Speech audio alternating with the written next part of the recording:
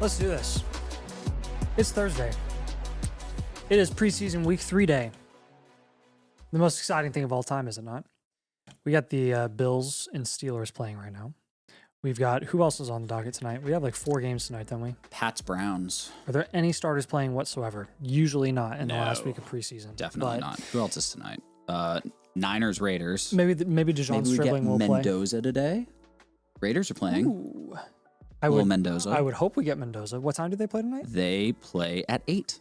Oh, good. I was hoping it wasn't 10. Yeah. Well, and then the 10 o'clock game is Rams Chargers. Heck yeah. Be a good one. All right. Well, thanks for tuning in, guys, on a football night. And everybody say hi to Tom. This is Tommy Peanuts, Hi, a.k.a. everyone. Avery, but not really Avery because Avery's wife is in labor right now. Avery's about to have baby number 2. Baby number 2 is going to be home probably by the time that he is back home. So we're going to be doing a lot of streams over the next week and a half. And it's going to be awesome. Birthday streams for Nathan. But yeah, you could call it a birthday stream. You could call it a Avery having a baby stream. So yeah, pretty sick. Appreciate y'all joining tonight. Drop a like if you haven't already on the stream. We'll do a blueprint giveaway at 150 likes, but a little bit of a special stream tonight. I figured that we could shake it up a little bit today because it is, again, we're on the tail end of training camp at this point. By the time week 3 of preseason is done, you've got football teams that have, a week, no more than a week, sometimes a half week of training camp afterwards, and then they chill out, have some time off before the start of the season when it's a full go. So it's usually all quiet on the Western Front next week. But that means basically that all of the headlines, all the training camp headlines, all the chaos, all of the news, all the stuff has really come in for the most part outside of what we're going to see over the next couple of days from games where most of the starters aren't playing. And to be honest, there have been quite a bit. There's been quite a bit of movement in our Dynasty rankings. So I figured that tonight we could do some Dynasty rankings updates, take a look there, and take a little bit of a break from the drafts that we do every single night. So drop your questions, drop your comments in the stream. Happy to hang out and chat with you guys for as long as you want. And then we'll do some team blueprints per usual tonight as well. Jay Cruz said, I'm an annual mother flocker, code domain now. How do I get the live team blueprint? Jay Cruz, appreciate you joining, my friends. If you joined on the stream, you can go ahead and submit your team using the link that I dropped in the chat. I will also, I'll send that to you again here. You can just select the live team blueprint option here, Jay Cruz. Slobbery Pantsu is channeling his inner flock and sending their league mates some scam trades for Jacobs. There you go. Ooh, that's a good question. I low-key might have punted a little too hard in this league I'm in, said Evan Jevin. Well, Nathan, what's your... Have to see your team. Submit a blueprint for it. What's your thoughts on Stowers after all of the hype? Holding and hoping. I've seen some stuff about him recently that's saying he might even be a healthy scratch. Like he's not even the second tight end on the depth chart, apparently. So a guy that was a potential project, and it's looking like he's going to be a project this year. Dallas Goedert is still there, so it was always expected that Goedert was going to get a majority, if not all of the work for most of the season as long as he's healthy. So I think the production outlook for Stowers this season, if it was optimistic whatsoever, you can kind of close that window, close that door. If it was, definitely wasn't a door, it probably was hardly a window. It's probably like a window well. Goddard's a great trade candidate if you need a tight end. A little peephole of Eli Stowers' production outlook this season. Yeah. So I don't know. It doesn't really change much in my opinion of Stowers. It just means if you're a reload or a rebuild, you can get him as a throw-in and a deal, or you hold him if you already own him. What happened to Caleb Johnson? He can't get any reps. Is he getting any reps in preseason? No, he's not getting anything. I don't think he's touched the field. I think he might actually get cut. I wouldn't be shocked. You know where he would be great after today's news? What? Green Bay. Yes. That would be awesome. That would be really fun. It would be really fun to see Chris Brooks, Marshawn Lloyd, and Caleb Johnson. Damian Martinez all get work over Caleb Johnson. Maybe the NFL just hates Caleb Johnson. I just don't understand what happened there. I just can't understand it. Yeah, GG Caleb. That's right, Nate. GG Caleb. Oh, but I am excited to see if Mendoza gets any time. I think how much he plays tonight is actually going to be somewhat of an indicator of, because How technically, how many reps they think that he actually needs. the Raiders came out and said initially that Cousins is their guy, but haven't they kind of backpedaled it a little bit, that they've almost alluded to, yeah, we're still giving him a lot of first team reps. Yeah. So it'll be interesting if Cousins is really screwing the pooch there. Yeah. This is hilarious. The running back depth chart for the Steelers on Sleeper Oh, gosh. is Jalen Warren, Rico Dowdle, Yeah. Riley Nowakowski, I don't know who that is. go Hoosiers. Okay. He was a tight end. Yeah, I was going to say, I thought that was their tight 47. Yeah. Yep, they're All right. transitioning him to fullback. Eli Obviously. Heidenreich, Yes. Lou Nichols, Lou Nichols. and then Caleb Johnson. Of course. RB6. He is ahead of Travis Homer. Yay. We have beaten Travis Homer. That's awesome. Yeah. Oh, jeez. Probably one of the biggest analytical busts of all time I would would agree. be Caleb Johnson. Draft capital wise, 3rd round picks bust. Analytically, probably one of the biggest bakery busts of all time. Yeah. Pretty rough. What's up, David? Is Tommy helping with blueprints? Yeah, Tommy's helping with everything. Tommy's been helping with everything all week long. Tom came in on Monday and has been with us constantly all day, doing a bunch of work and a bunch of prep, basically getting ready for. We didn't know exactly when the baby was going to be here. We had a good idea. We were hoping it was going to be sometime around when Tom was here so that he could help. Baby is on its way. So Tom is helping, doing live streams, helping me out tonight. But he's leaving tomorrow morning. And we've basically just been working ahead as much as we possibly can in anticipation of the baby being here. So Prepping for baby, prepping for start of the season. Yep. Lots of big things. Yep. Heck yeah. All I'm hearing is Heidenreich is goated. That is true. Yeah, Heidenreich is good. He's very good. What has he done in preseason? I'm not going to lie. I haven't really tracked him. I haven't heard anything about him. The only thing I've heard great about Steelers in the preseason is Jeremy Bernard, who did catch a touchdown today.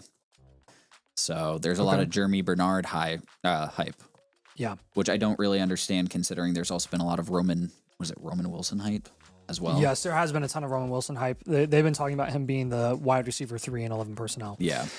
Jeremy did get a touchdown today, though. It was a very Jeremy-esque touchdown. So he basically just got a screen and took it to the house because he's a true athlete. He's an unpolished route runner, but he's got some good after-the-catch ability. Mm-hmm. I think he's very interesting. Carnell Tate in joint practice with the Bears, 12 targets, 7 receptions, 2 TUDs. So that's good. Yeah, that's pretty solid. Interesting thing there, though, I don't know when that happened because Tyreek Stevenson went out for a bit during that day as well. So I don't know who he was being covered by, but that's the Bears' top corner. He went back in, but I thought Jalen Johnson was the I guess top Jalen corner. Johnson's top. So Jalen Johnson was probably on him, and Yeah. Tyreek Stevenson was the two. Yeah, Policero 4 hours ago said that Josh Jacobs was formally charged with 2 misdemeanors related to the May arrest. NFL continues to monitor all developments in the matter. This is basically what this means, and we'll kind of adjust our dynasty rankings accordingly. We're going to have to monitor this closely. If Jacobs misses like 6 games, if he were suspended for 6 games, which there's been talk about that being a possibility, I don't think it's going to be 6 games. If I were to guess, I would guess that he's not suspended this year still, just with the way that the NFL has navigated these types of situations.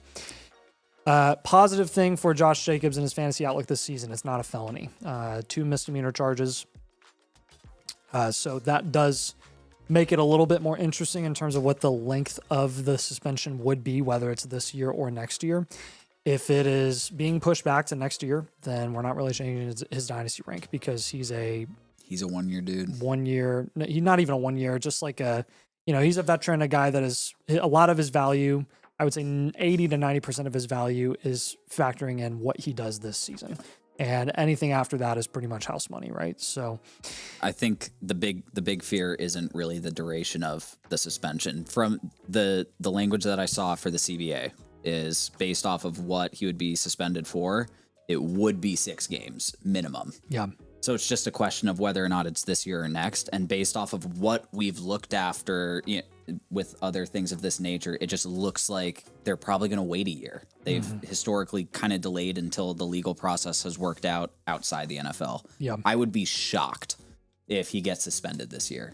And I think this might even be somewhat of a buy low opportunity on him if you're willing to incur that risk. Yep. I think the only danger is that the NFL at Schefter reported that they had already been looking into this. So the question is, had they already kind of come to that decision and have continued to look into this themselves, or are they going to do what they did with Rashi and wait a year? Yeah, I think part of this is people are just really turning up the panic meter because all of these reports are coming out at the same time. And to me, it seems very intentional. If you remember last season when Rashi's suspension happened, it was definitely not this close to the season. No. No. So I don't know. And that seems, at least from a, felony versus misdemeanor type of case, like it was a little more serious with Rashi. Very, yeah.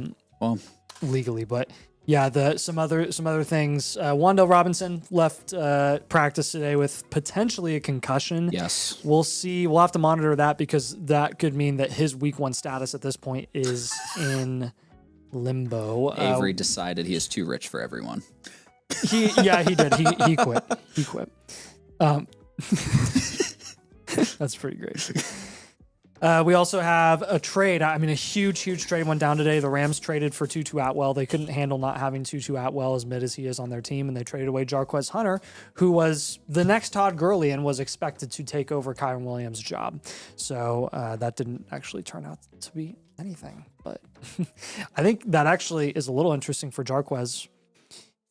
Maybe he could work his way up the depth chart over Jalen Wright and Ollie Gordon. Which is surprising because the discourse out of Dolphins training camp was that they were all over Ollie Gordon.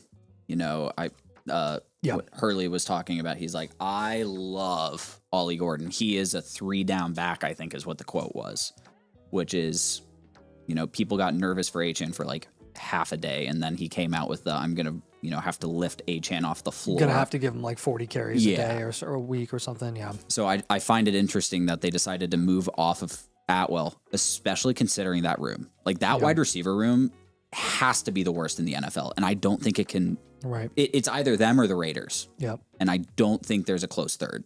Mm-mm. Yeah.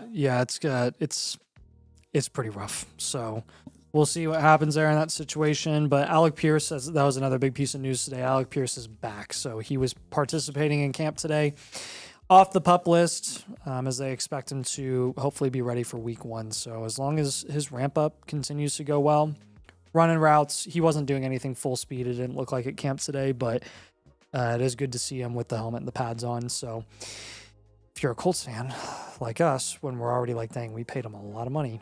Like you. He better freaking be ready. He better be ready. Luther Burden's also back in practice. So that's there's a video that came out today of him just doing his thing with some cone drills and catching balls on practice today. So I think that pretty much covers everything that happened today. Isaiah Pacheco is now dealing with a back injury. It's kind of a backup type of news piece anyways. Ben Johnson talking up DeAndre Swift, prime for a big year. Best I've seen him this time of year. Oh my gosh. I can't do this. Oh no, Will Howard threw a pick. I'm spinning with that trade offer right now, dude. I don't know what to do. I've got a trade offer in the Flock League right now that I like legitimately don't know what to do with. I think it's pretty much dead on even. The issue is what you were talking about with. Every time I come up with a point for why I should do it, I come up with a counterpoint for why I definitely shouldn't do it. Correct. Which is why it's a fair deal. That's why it's fair. It's not like a slam dunk for you or a slam dunk for him. When it's hard, then it's fair. Yeah. And then it's a question of if it fits your team. Yeah. I'm really, really struggling. Leak the Rome trade. Hey, so far I have not leaked the Rome trade. I've only leaked that I'm definitely in talks with Rome for a serious trade offer. Isn't a leak considering he's talking to everyone and about everything. Yeah. I'm asking a lot of people a lot of questions right now. Tom thinks I should do it. Kyle said do it, kind of. Kyle was like, if it were me, I would do it. And then you said pretty much do it. Yeah, it's just hard. It Your counterpoint was, I think, very influential. Yeah. Would you trade Javonte for Jacobs and a late 27 first? Yes. Yeah. Easily. Very much so. Absolutely. The late 27 first alone is value equivalent to Equal, Javonte. yeah. So that's a good deal. I like that. That is a good move. Oh, someone did say that Travis Homer is getting reps over Caleb Johnson right now. Travis Homer? Yeah. Are you kidding me? That's what he said. Look. That is catastrophic. That's diabolical. Those are, oh my That's gosh. brutal. Dude. Wow. Holy crap. That's so unfortunate. Oh my gosh. Okay. Well, It's fine. let's go update our dynasty rankings. All right. Let's do this. Let's take a look here. Toggle over to the dynasty tab, Scott. There we go. And you can hit super flex, and then let's just go position by position. Let's start at running back. Nothing too outside of the ordinary up top here. You've got Love and Genty both struggling with injury a bit here. I've gone back and forth with like Genty and Love as my 3 and my 4. Honestly, they're pretty much in the same tier. It doesn't really bug me that much either way. However, which way you cut it. Yep. Bijan and Gibbs firmly in that top tier, though. Pretty phenomenal. With Gibbs being kind of the consensus RB1 in redraft, is there a reason that you have Bijan over Gibbs in Dynasty, or do you have Bijan over Gibbs in redraft as well? I have them in both. Gotcha. That's my one. That makes sense. This is an unpopular take. Like, I fully understand I'm in the minority here. I think Bijan Robinson is a better runner of the football. Yeah. He gets more carries. Mm-hmm. And people rage about Jahmyr Gibbs' receiving upside. Bijan got the same amount of receiving work last year. Yeah. Gibbs had 94 targets last year. Bijan had 103 targets, 77 and 79 receptions. And when you look at the yards per reception, it was 8 yards per reception for Gibbs, 10.3 yards per reception for Bijan. Again, I love Gibbs. I think he's phenomenal. Mm-hmm. There is a reason that I have Bijan at 1 and Gibbs at 2. Yeah, that makes sense. So I don't think it's wrong. I just know that, I feel like Gibbs had way more touchdown volume, and Bijan only had 11 touchdowns last year. That's another thing too. Is Bijan outscored Gibbs last year. Yeah. With how many less touchdowns? 7 less touchdowns. Yeah. So again, I don't think it's wrong. I understand the offense is a big concern for Bijan. Bijan has been hyper productive for 3 years in a terrible offense. Yeah. So I don't think it's wrong. I was just curious. It makes sense that if you have, I was just correlating it to redraft this year in that sense. But since you have Bijan over him in redraft, then it makes total sense that you would have him over him in Dynasty. Yeah, as and well. I'm not I think making that's like fine, but tiebreaker. dogmatic case for Bijan over Gibbs. I just think it's funny that a lot of people make a dogmatic case for Gibbs over Bijan in Dynasty when they should be in lockstep. I think that's fair. So moving down here, because I don't really want to split hairs. I think everything here is pretty straightforward. Achane, Hampton, and then you got a tier break there with James Cook and JT. There's one that sticks out to me that I think is a little low, and I'm curious about it. Walker? Chase Brown. Oh, Chase Brown. Yeah, I could move Based Chase. off of, I need to move Chase Brown up. So here's my thing. Move. Honestly, I don't disagree with myself about Quinshawn and Walker. I don't either. I have them in the same tier, and I think I that's prefer totally Quinshawn. Move Chase Brown up with Brees. Move him over Price and Scott. Actually, move him over Brees. I feel better about that because what I'm finding is with contending teams, would I rather have Brees or Chase Brown? I'd much rather have Chase Brown. And they are close to the same age, I think, too. We've seen Chase Brown go in the early third of Dynasty startups recently. Yeah. Sometimes market forces your hand a little bit, too. And when Chase Brown is objectively going over all those guys, that is a change that, like, again, over time in the early offseason, I had him pretty low, and I've just been moving him up and up and up. And then you've got your running backs here. Same with CMC. It's like CMC you can only have so low. I think with him, you probably want to go ahead and move CMC ahead of... Man. I kind of like where you have I kind of like where I have CMC. I'm going to keep CMC where he's at. Move Saquon over Henderson. So this kind of coincides with Logan's comment. He said, I don't get why people are so down on Henderson. Almost 1,000 yards as a rookie. No extra competition. I just don't get it.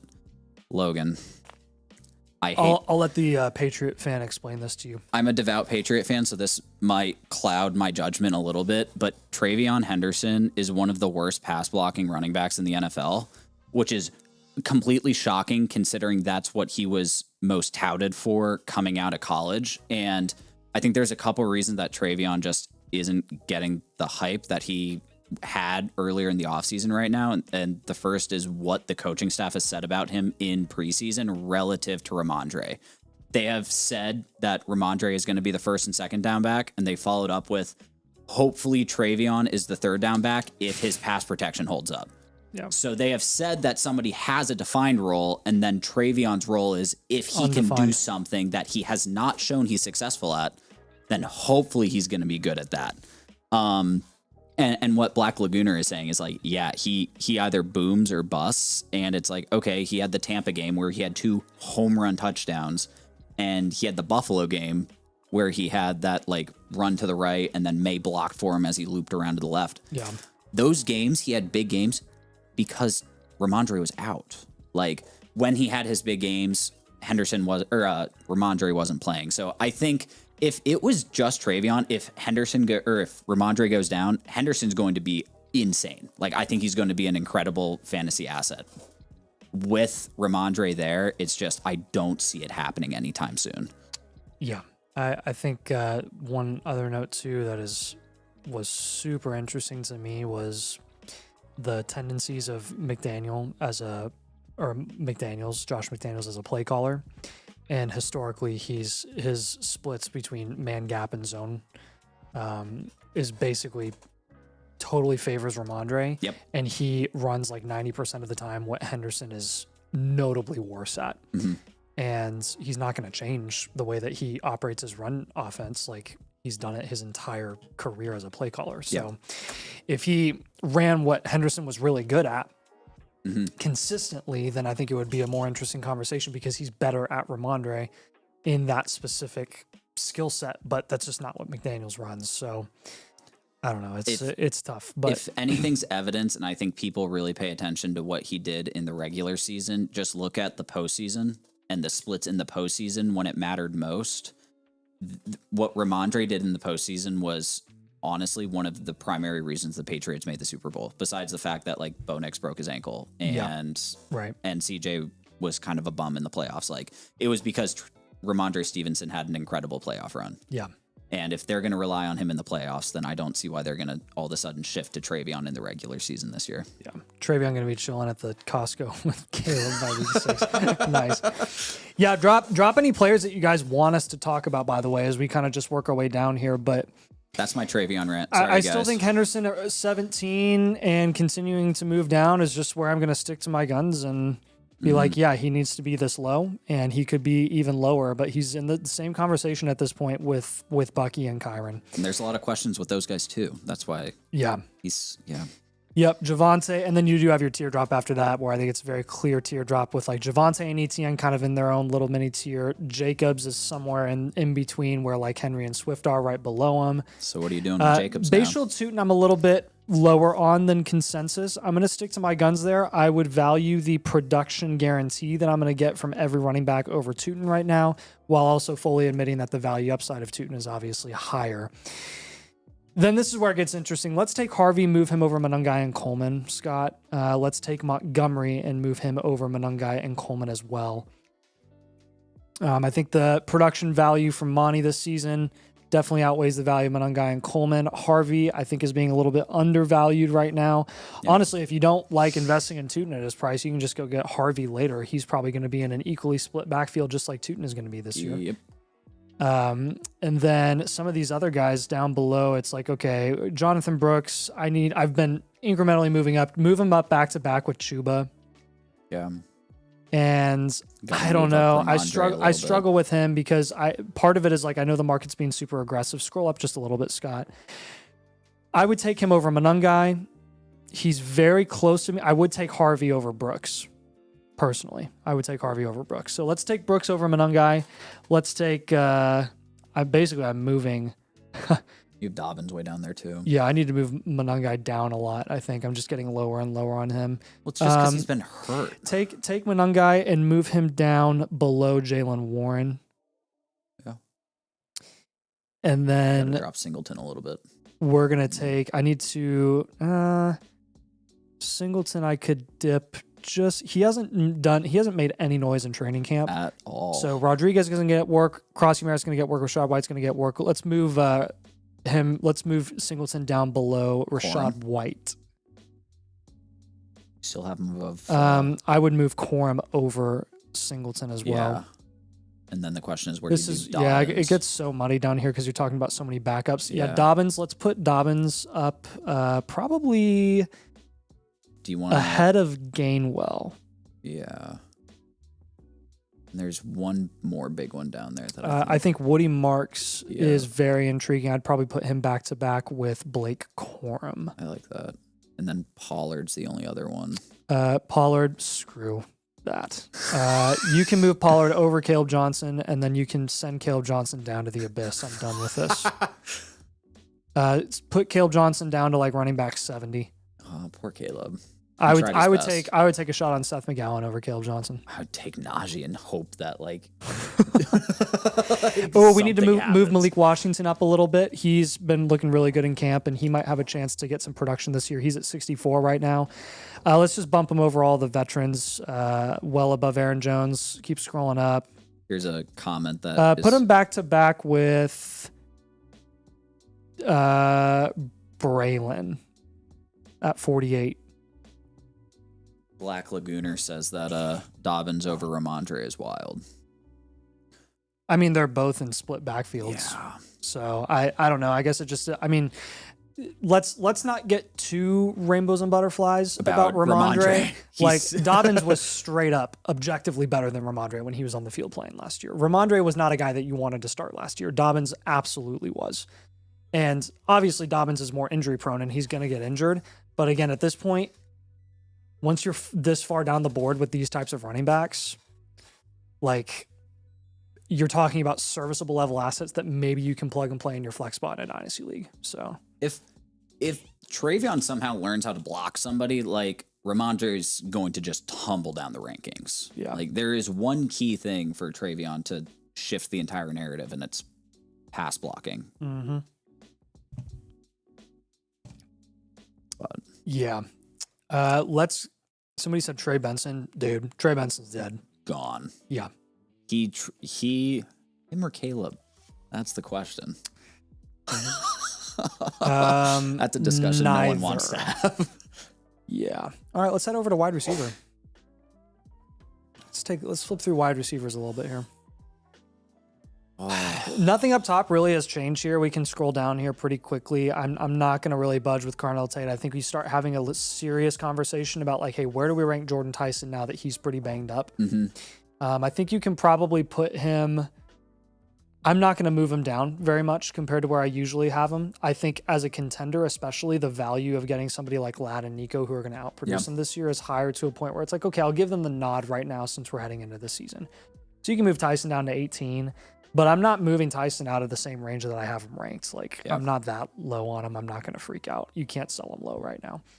But Kyle Lemon versus Rome versus Burton versus Marv, like Zay really is just somewhere in the middle there. You could probably put Zay just at the top of that tier, give him his respect for being the highest paid guaranteed receiver in the NFL, which is over Lemon. And then, but honestly, I feel pretty good about this with T. Higgins. Actually, I would move T. Higgins over Marv and I would move him over BTJ.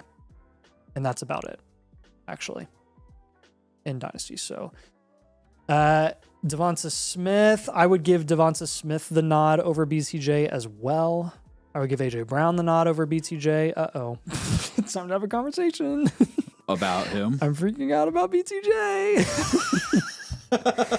So did you guys see that report like a couple weeks ago where they basically said that BTJ is the third wide receiver in 12 personnel and heavy personnel? Parker Washington and Myers are consistently on the field. BTJ is off the field. And when BTJ comes off the field, Travis Hunter comes on. I don't get it. Why not trade him for a first round pick during the draft? They could have gotten a first round pick for him. If he's going to be your wide receiver 3. Yeah, there are multiple teams that were interested. It makes no sense. Like, I just cannot understand why they would hold him at that price. If they're that in love with Parker, then it makes no sense. Then trade him for a first-round pick. Again, this is why this whole situation has been muddied. If Parker and Myers were always going to be the 1 and the 2 there schematically, there's a lot of things that doesn't make sense. And again, Brian Thomas Jr.'s skill set is so much different than theirs. So maybe that's part of why they wanted to keep him, because they didn't want to depend on Travis Hunter getting every X wide receiver snap. But why did they trade for Jacoby then? You can get a sacrificial X wide receiver that isn't as expensive as BTJ, and you can get a ton of capital back. So it's whatever. I still think there's a chance that he gets traded. I don't think at this point they're going to get, like, I think that they have the sunk cost fallacy of, well, we could have had a first. Now all we can get is a third. Yeah. Like, they're not sure. going to do it at this point. They're just going to hold him, and he's just going to tank. Yeah.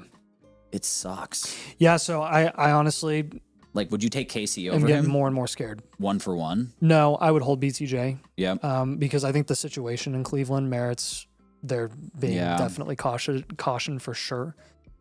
And BTJ, I still believe in the talent where if his situation changes, he's going back up boards. So I think I got Waddle, JMO, Omar Cooper. I'd probably move Cooper below Addison and Pierce right now. I do think that the in-season value of those guys are going to result in Cooper just falling down boards a bit. DJ Moore needs to move up over Travis Hunter.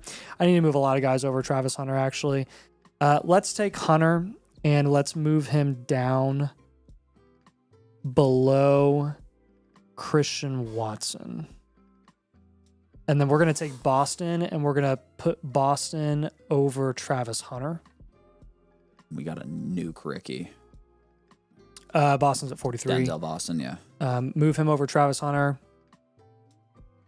Let's take Wandell and move him down below Christian Watson. The fall off here is crazy. Let's take Watson and bump him up over Michael Wilson, and let's move Terry over Wilson as well. All right, here's a really scary conversation that you got to have about Just gross. your Indiana friend. Pearsall needs to go down the toilet. So let's take Pearsall at 44 and then scroll down. I need to move Parker Washington up a ton too. Yep.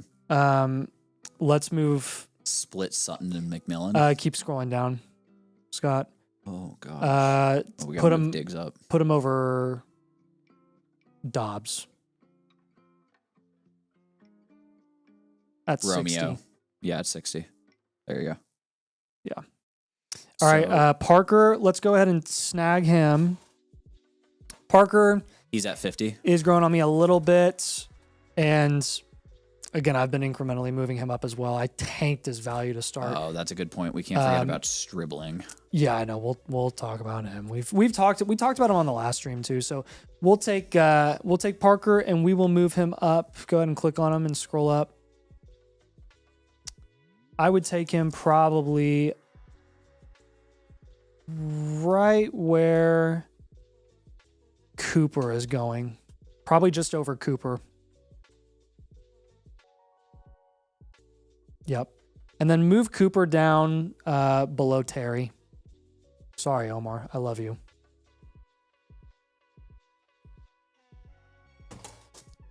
That one, again, is like, those are guys that I view in the same tier. Cooper and like Terry and those productive vets. I'm just giving the nod right now within the tiers to the guys that are going to produce. So, dude, what happened to that? Why is it? Oh, it's just a first input, HDMI one.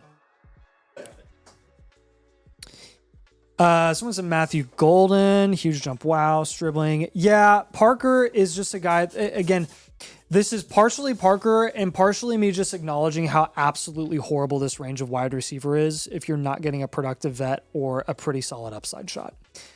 And the reality is Parker Washington at this point in time, with everything that we're hearing about the way that they are operating their offense schematically at the wide receiver position, they're telling us that Parker's going to be on the field all the time.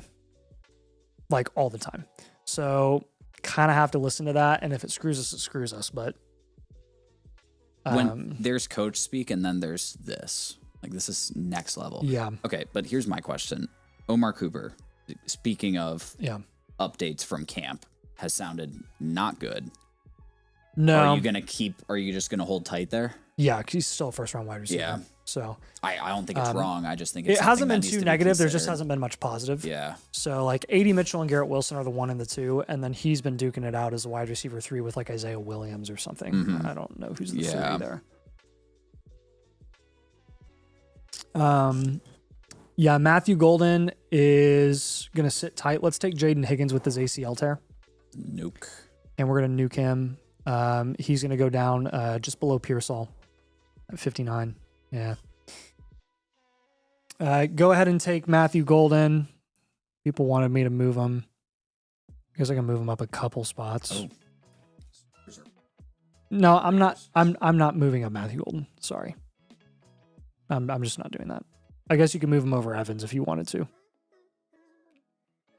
The starters are playing for the Raiders. You want to turn that on? Yes, we are turning that on. Kirko incomplete pass. Oh, the starters. Yes. Like, whoa. Okay. Dang. So we probably are going to get a lot of Fernando tonight then. Yeah. It's on local TV. So you may not get it. Are you kidding me? No. That's super sad. I hate the Steelers, dude. I hate the Steelers. Is it that one? I also hate the Texans. Woof. Those aren't playing right now. Confusing. Are you kidding me? Kirk Cousins to Jalen Naylor. Brock Bowers is getting peppered. Mike Washington. He's getting some run. Debo. That's a good question.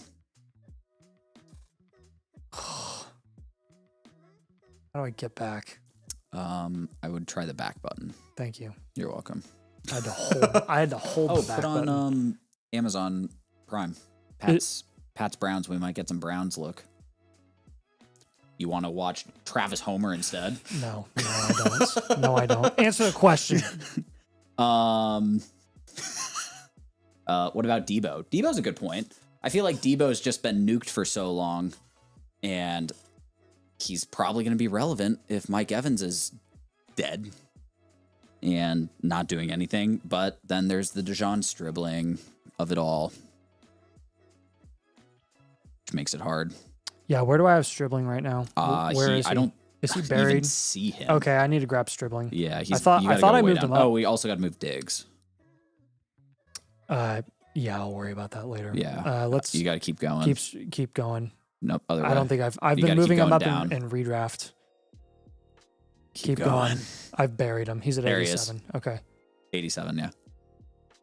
All right. Click him. Go all the way up. Okay, we're in the 40s here. I'll take him over. Scroll down. I'll take a shot over Xavier Worthy. Yeah. I think that's fair. Yeah, 48. That's a monumental jump. That's a very big jump. Avner asks, what do you think about Marv right now? Is he worth trading for on a contending team? We love Marv. It's all price dependent. Yeah, I think investing in Marv as a contending team is fine if he's going to be in your flex spot, not necessarily like your wide receiver 2 or 3. Don't move a contending asset for Marv. Mm-mm. Cyrus Allen, yeah. Can you put Cyrus Allen in the search players bar, Scott? Yeah, do you even have him ranked?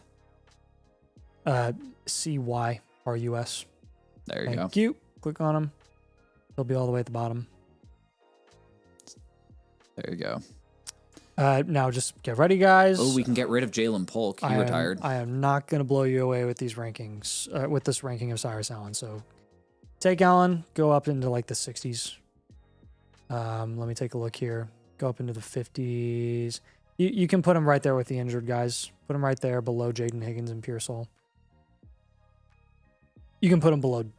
Actually, put him right by Chris Bell. Actually, put him below Chris Bell. Sorry, put him below Debo. There you go, 67. Woo!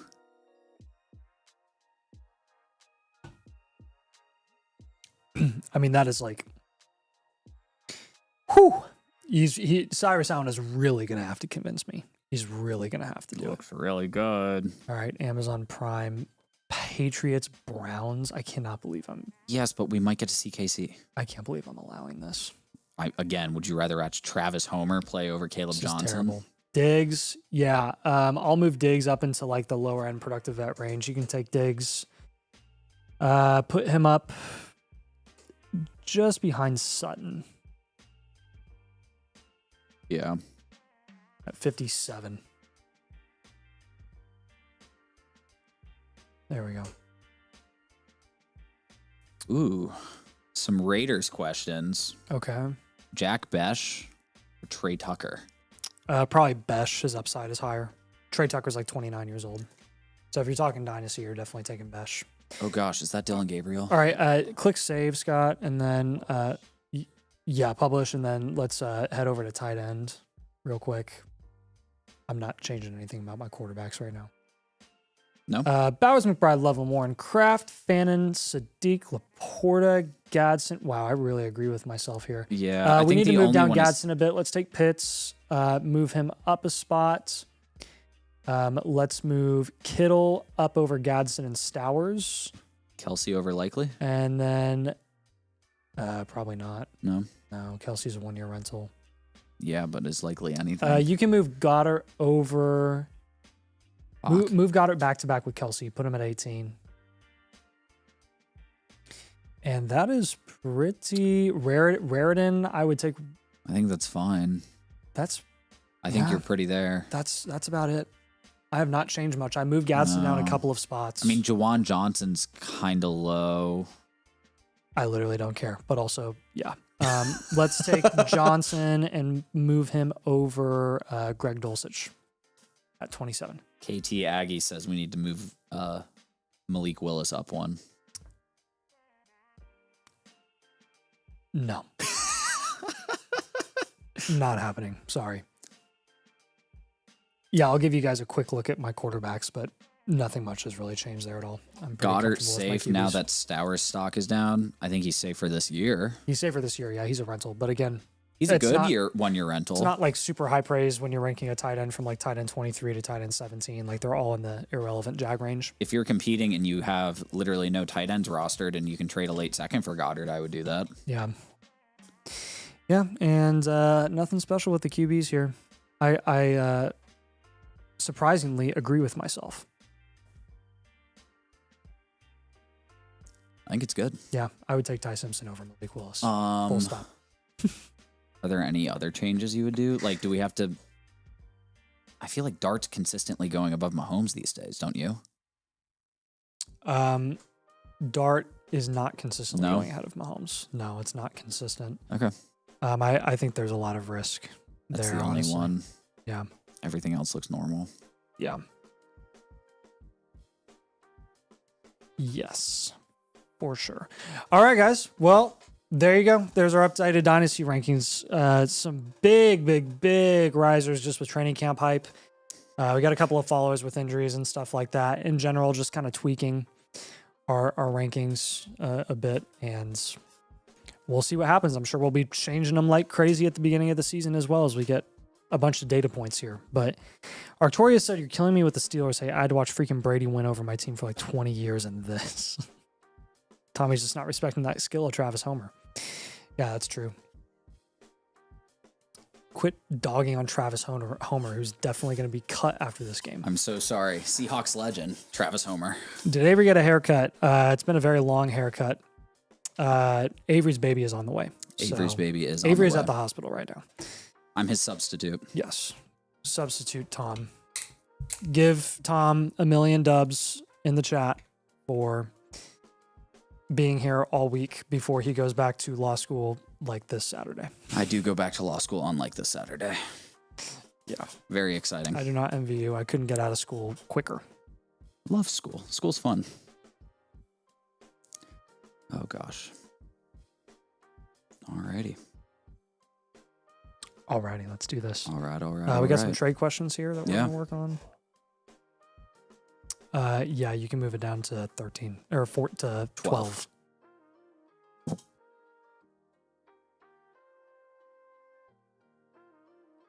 All right. Jalen Hurts, Ramondre Stevenson is from Mediocre Pile.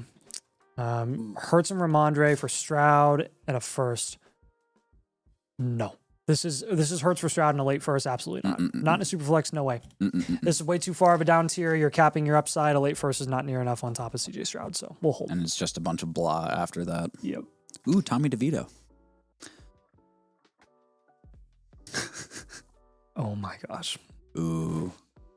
10-team Superflex league. That's a 29 second, actually, not a 29 first. Or not. Oh, wait, what? Not a 29 second, not. Probably not a 28 first. Or no, not No, a 28. I think he's giving a 29 second. Okay. So BCJ for Javonte and a 28 first. Yeah. Yeah. Cool. I'm fine with this. This is fair. Good with me. Javonte is probably going to outproduce BCJ. It's crazy. Yeah. Superflex 12 team, start 9 PPR. This is Lawrence and JJ for Ward and JSN. Yes. Or no. Sorry. No. Hold Lawrence and Jefferson. Yes. Sorry for the confusion there. Oh, jeez. Jalen Warren for Josh Jacobs. Yeah, this is how you capitalize right here. So fun. Nice job. Good job. Walker, I saw this Jefferson. one in the queue. This is a fun one. The 102 and the 103 for Bijan and JSN. Ooh. Yeah. So let's put his faces team. to names. He can take it. So this is Jefferson and Carnell Tate for like Bijan, and then it's Walker and Tyson for Look at the value distribution on this JSN. team. Yeah, take this deal. I would take Bijan and JSN. You can afford to do that. I think it just makes you that much. Your team's crazy already. Yeah, that's a good move for you. Nice job, Steely. Or Juicy Napkins. Steely is up next, though. It's a 12 by 10 PPR, halftime and premium. Caleb Williams, Jacobs, Harvey, Marv. 2 seconds for Herbert, Genty, Downs. Let's throw out Downs and Harvey. Yep. And also, honestly, if you were to make a trade like this, I wouldn't want to give away Harvey, but those guys cancel. Yep. Genty and Caleb cancel. And then Jacobs and Marv for Herbert. I don't hate this. I don't take out Harvey and Harvey? Downs. Can you get rid of those players? Harvey and Downs. No, Harvey and Downs. Yep. Got to throw Jacobs back in there. Yeah, throw Jacobs back in there. Downs is the guy you want to get rid of. Jacobs will be, yeah, there you go. You can just search Jacobs. There you go. And then drop get rid of Downs Downs from on the his right side. There we go. I would do it. Yep.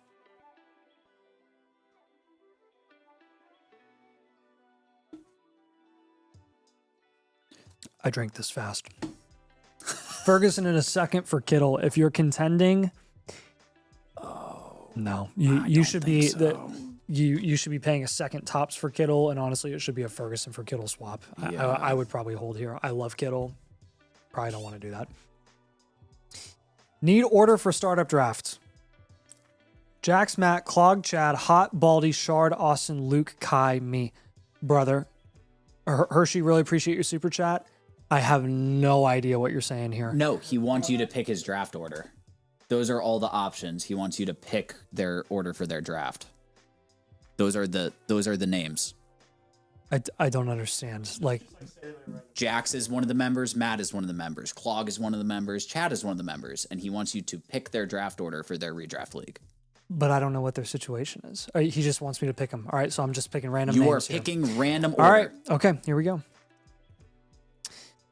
Baldy, Chad, Holt, Austin, Kai, Matt, Clog, Shard, Jax, and Luke.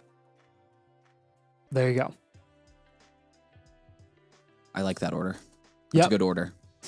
That was as random of a distribution as I could do there. Sorry, man, you melted my brain there. That's my bad. Drake London in a 10x9 for Walker and Odunze. Ugh. I don't love this in a 10x9. I'm not gonna lie, I don't love this in a 10x9. You have upside opportunity with Walker and Odunze as individuals. London is a top 2 round cornerstone. And it doesn't look like his running back room's horrible. I err on the side of holding here if I were in a 10x9. If this were a 12 team, it would be more fair. It's not a 12 team. So let's hold.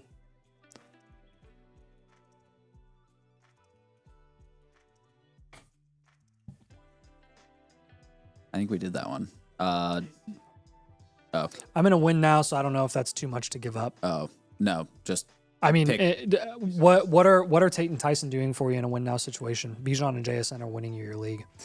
Flock username is Juicy Napkins. I just submitted a trade voucher earlier today, but they just reset the trade worth a 5-hour limit, so I just submitted another if you guys can get it tonight. It's the same one. Yeah, same one. Sent, yeah. Yep. So it's we just answered it earlier. Side. Same thing here. Again, as a contender, this makes even more sense because you get higher upside with Bijan and JSN. Tate and Tyson aren't doing jack for you this year. Joel, you want to get the annual Mother Flocker code domain, and that'll get you the infinite blueprint.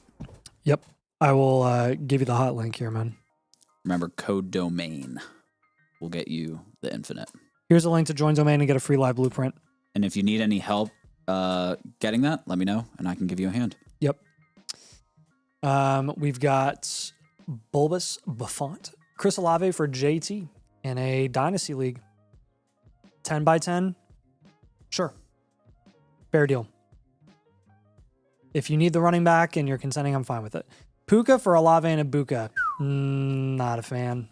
Well, is he a... It's fair. I think it's on the verge of too far. On a team like yours, you have Daniels, Nix, Dak, you have Brees, Saquon, you have Jefferson, Lamb, Tet. Absolutely not. Absolutely not. You should not be making this deal. You would just be up tiering again. If you're contending, it doesn't make sense to get off of Puka. Nope. Lucky Shine. Sour Declaration, we got you, my friend. Lucky Shine says, how do I make this work? Ideally, I want to keep JJ, but he doesn't want the 28 first. What on top of Jefferson? Oh, jeez. He doesn't want the 28 first. Like Jetta and a 12 by 10. Like Jetta and Swift take out It Henry would and have Ladd. to be Jetta and Swift, and you take out Henry and Ladd. Yeah. You really shouldn't be paying that much more on top of Jefferson, honestly. Yeah, that's what I would do for Puka. Hopefully that gets it done. Frody. Yes. JSN for neighbors in a first. Take it. Good deal. I like that. Please. I'm a fan.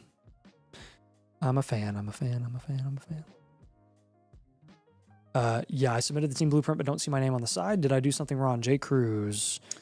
Yeah, let me take a look here, dude. J. Cruz. Is your username, is your flock username J. Cruz? What's your flock username?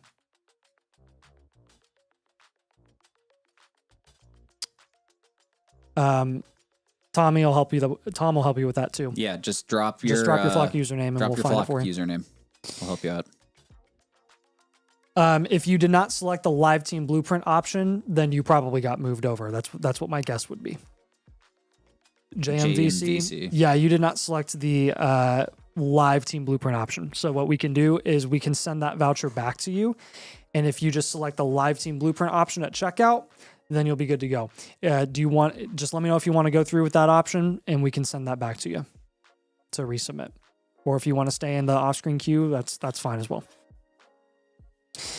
Joel, what you're going to want to do is navigate to the top right corner and you're going to go to team review. You're going to connect your team and you're going to select team blueprint since you're purchasing it now because you just got the annual Mother Flocker. We'll do it live tonight. All right, so first guy up tonight is Messytron, who was kind and gracious enough to let us push this to Thursday instead of doing on Tuesday a couple days ago. But we're going to do Messytron and check out this team, so let's do this. Messytron, say hey. We had you scheduled for 8:30 today, so we're going to get started. If I can ever get anything to load. Scheduled for 8:30. That's pretty great timing. It is pretty great timing. I'm impressed. Can't lie. Cannot lie. Again, guys, if you want to get your team reviewed tonight, there are two ways to get it. You can sign up for the annual Mother Flocker tier using code DOMAIN if you are not a new member already. If you sign up on the stream tonight using code DOMAIN, we will do a team blueprint for you live on the stream.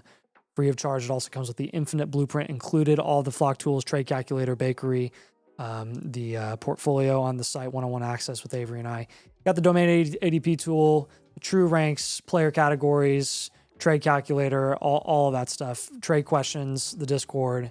And there's also the a la carte option if you're a domain member already, or just a member on the site in general. You're going to get a discount on any purchases that you make after you are a member. So we got the link pinned if you want to get a live team blueprint tonight.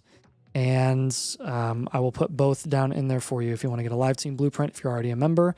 And use this second link, join domain, and get a free blueprint if you have not joined already.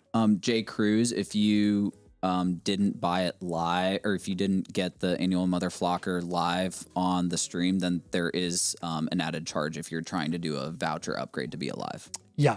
Yep. Jay Cruz, it looks like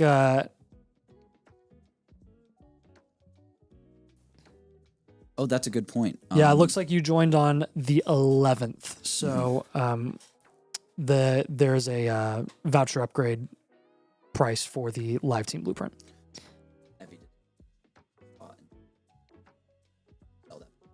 How was there a spot? Some guy for it. Did he really? Yeah. Did we refund his? No. Okay. I don't want to deal with that right now. Let's do it later. Yep. I might just have you find someone to cover it. Sweet. Unless you want to be in it or something, then you can cover it. Sure. But, okay, Messi-tron. Domain league that drafted back in January. Say hey if you're in here, by the way, man. Originally thought this was going to be a reload after moving back in the startup for a 27 first and second. Now I'm not sure. Also not sure what kind of trades I need and don't really know where to go next. So taking a look here, use a 12-team Superflex full PPR, half tight end premium, 8.7% production share is 6th in your league. 9.1% value share is 2nd in your league. So this is already looking pretty solid, I can't lie. Quarterback grade is going to be a 6. You have Justin Herbert and Jackson Dart. That's good. Kenneth Walker, Quinshon Judkins, Saquon Barkley is going to be a solid 7. Neighbors, Flowers, JMO, DJ Moore, Pitty isn't the sexiest wide receiver room of all time, but it'll get the job done. It's a 5. AJ Barner Goddard's going to be a 1. You have 2 27 firsts. You got a 28 first as well. Where is that second first that you have? That first is the 10th team. His RB2 is Zach Charbonnet or Tony Pollard. So it's going to be an early first. So if you were to move a first as a contender, you'd want to move your own, not his. But that guy does have JSN and Puka and T. Like, he has a good valued team. It's just that his starting lineup isn't great. Yeah, I gotcha. Draft capital grade is going to be a 6. Bench score is going to be a 1. Overall grade is going to be a 5.5. You're right in the middle of the pack here. This looks like a pretty even league, which again makes sense for a team that was a startup back in January. Overall percentile is going to be 49th percentile. About 35.8% of the teams that we review are standard value well-rounded. So this is a pretty common build, especially coming out of a startup draft if you were building well-rounded. So taking a look at some of your advanced analytics here, your 3-factor analysis is really solid across the board at the running back position. Production score is a little bit lower at quarterback, but that could increase if Jackson Dart's production increases this season. Installation and situational score is solid enough at quarterback. Wide receiver, very even across the board, very average, 7, 7, and 6. Tight end is going to be super low. You faded tight end. We don't put too much stock into the tight end position. 3-factor analysis there is going to be pretty low. When you look at your value distribution, value proportion chart, 29% of your value, almost 30% of your value is at wide receiver. Another 29% of your value is at quarterback, and 23.5% of your value is at running back, with another 17% of draft capital, almost nothing at tight end. You can tell with the 29% of your value being at the quarterback position, we're probably going to have you make 1 or 2 moves there. And then you've got a number of mainstays here, which I think is very indicative of you being a contending team. You have 3 mainstays, 1 productive vet. You only have 1 upside premier guy. You have a cornerstone, 2 foundationals. Both your foundationals are quarterbacks. So again, kind of telling you what we're thinking about this team moves wise. 2 short-term production guys, 2 serviceable guys, right? So you're definitely built here to be a productive contending team this season. And we're going to give you moves accordingly as a result of that. So taking a look at some of the moves that we can make here. Your last flex spot is DJ Moore. We can probably do a down tier at the quarterback position. I'm probably going to have you do a down tier from Jackson Dart. And then I think we're going to pivot from Justin Herbert to a foundational running back or wide receiver. And then what we'll do is we'll take a lower end wide receiver, most likely like a JMO, and we'll go get you a quarterback in that range. So we're going to try to fade quarterback a little bit more value-wise while maintaining a similar level of production upside. And then you can reinvest that value into running back and wide receiver and raise your upside more at those positions. So when we're looking at a pivot from Justin Herbert, he's usually going in the 3rd round there around guys like Pickens and Olave. If you want to look at a running back in that range, JT is often going in the 3rd round right now.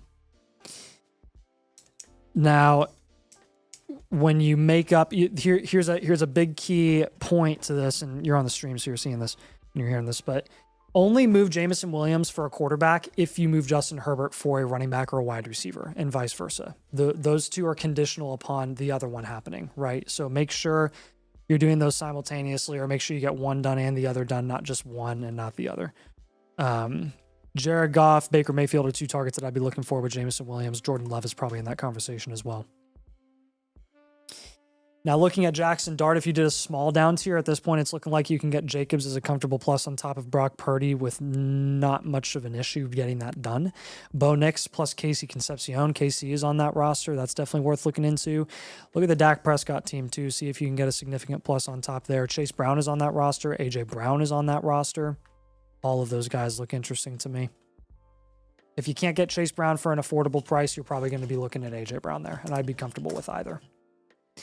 Can you monitor the chat if he has any follow-ups? Scott will. Scott will pop him up. Very much in the chat. We have a few people asking a couple questions, and just to kind of recap what I've been typing in there. You can always interrupt me if you need to. Yeah, so if you purchased a Blueprint Premium yesterday, that's probably already been started to be worked on, so that one won't be done on stream.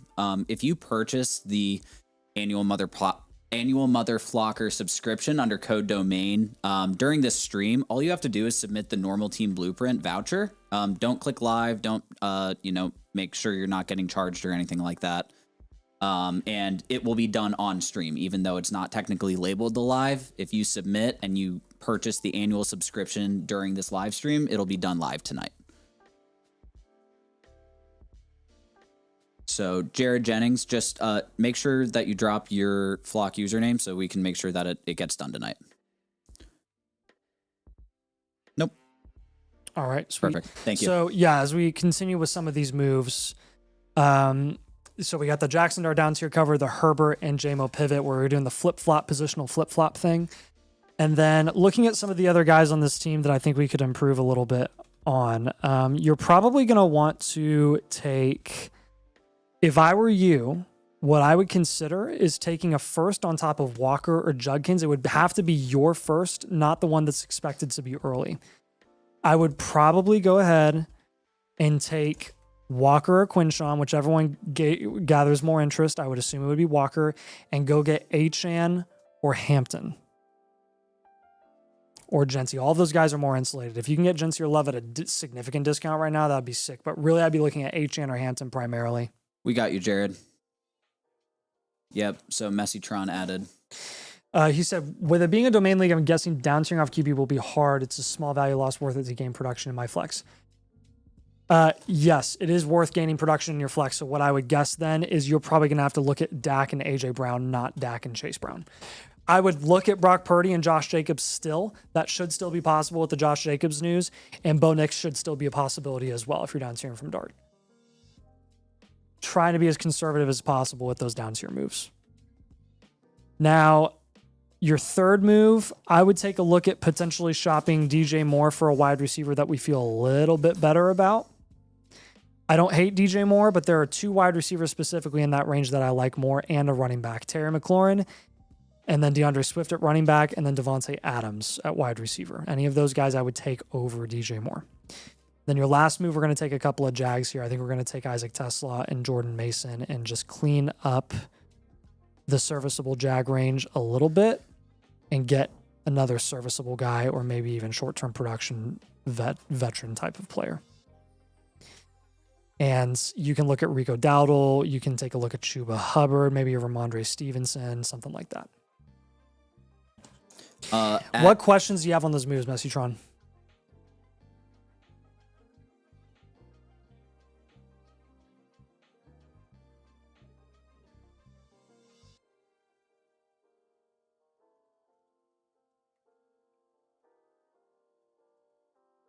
Holy crap, I have to pee so bad. Then go. Yeah, I know. I'm going to go in a second. Oh, it's Drake May. Oh, look at that. I love Drake May. TM, if you're already a member and you're just submitting your voucher, you need to make sure to click the live team blueprint option. If you didn't click that one and you want that voucher returned to you so that you can submit for a live, just let me know and drop your Flock username, and I'll make sure that you can go ahead and do that. And then Messytron asked if he should get any younger at running back, and then realized that you mentioned Hampton as a target. Yep. No, don't worry about it. So again, the one option I would look at is definitely an up tier running back with your first. If you're going to move your first, probably from Walker or Judkins. I would assume Walker gauges or gathers more interest in your league than Judkins does. So the Patriots are currently getting carved up by Dylan Gabriel, so that's not good. it's also probably the Patriots' third team defense. That's probably their second team defense. Their depth is awful. That's why they're not playing any starters at all. Hey, JMVC, looks like you submitted the regular team blueprint again, so you need to make sure that you select the live team blueprint at checkout. Okay. Do you want me to return that again?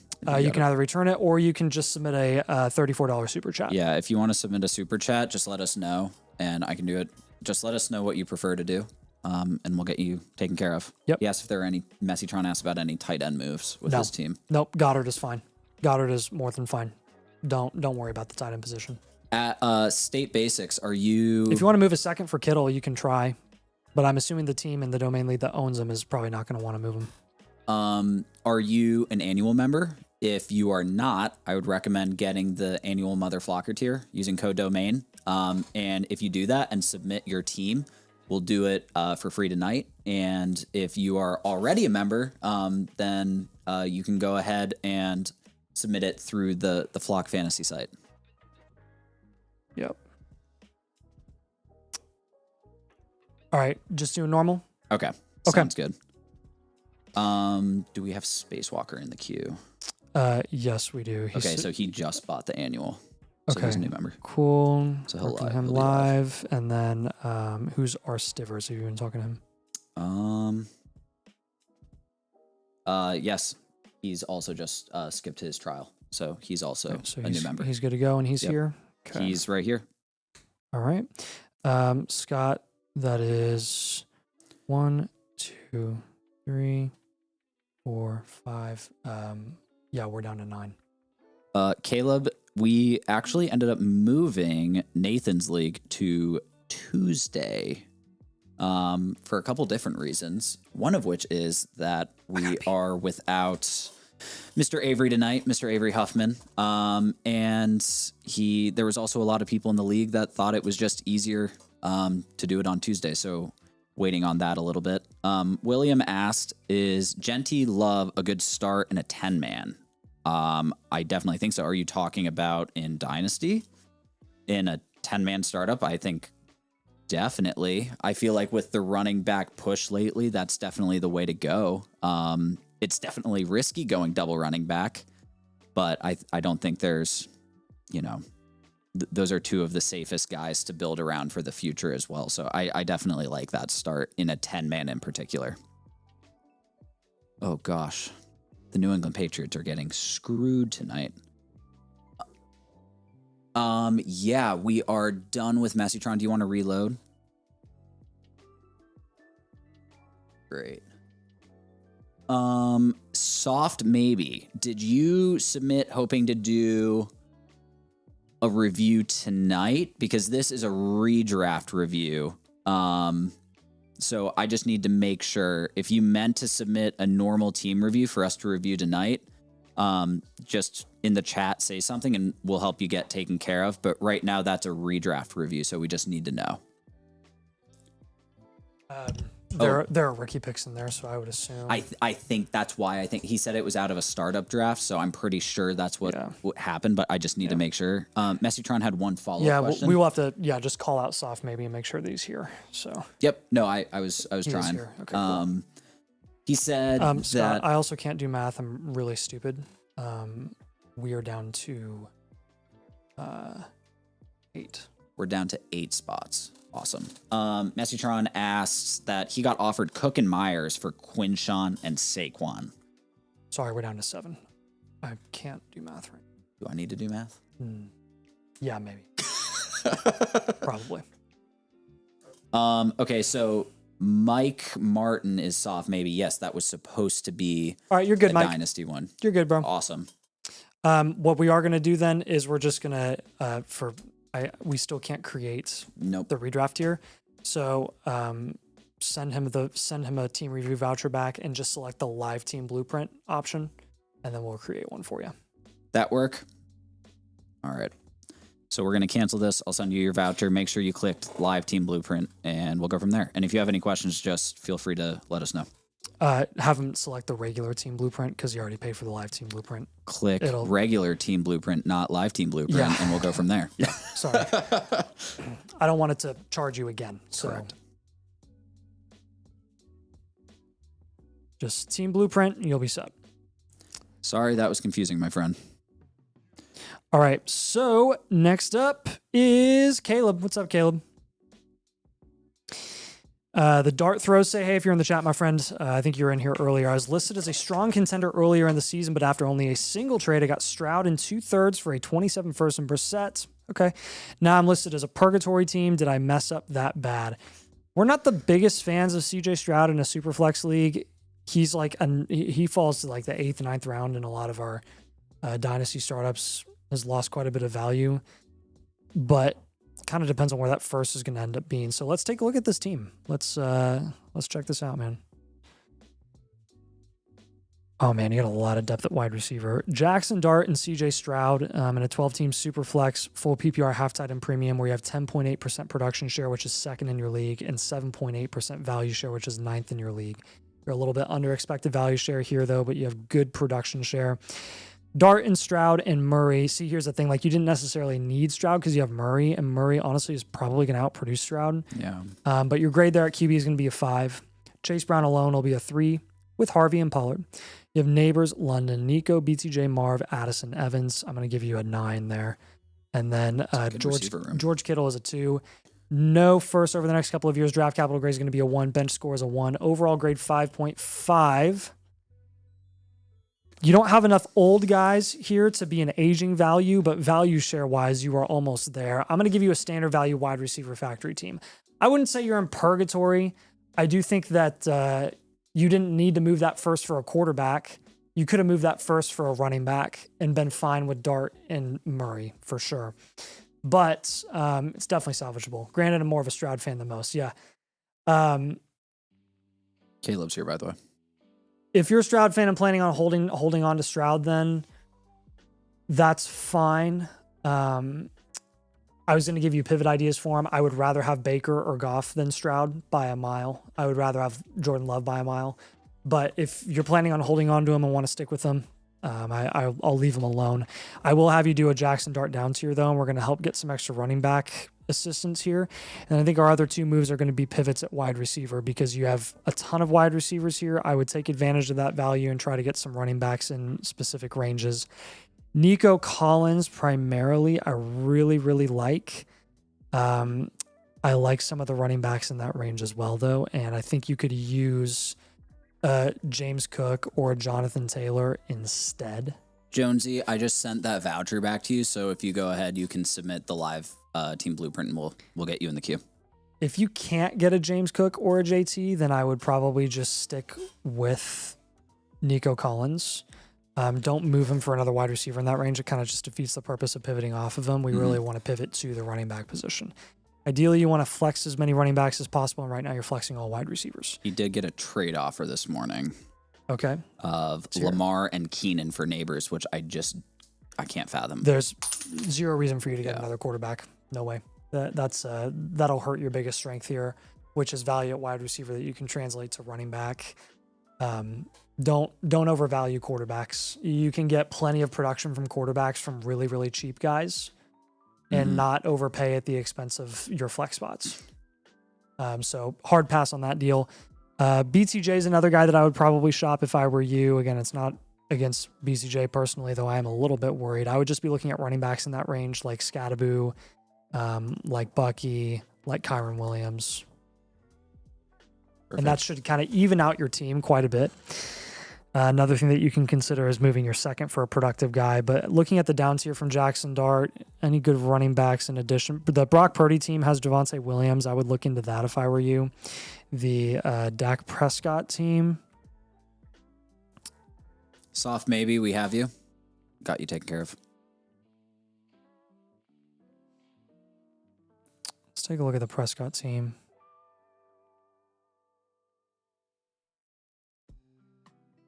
He said, what would a trade for JT look like? I offered a 29 first and second and Pollard for JT, but I'm not sure if that was close or not.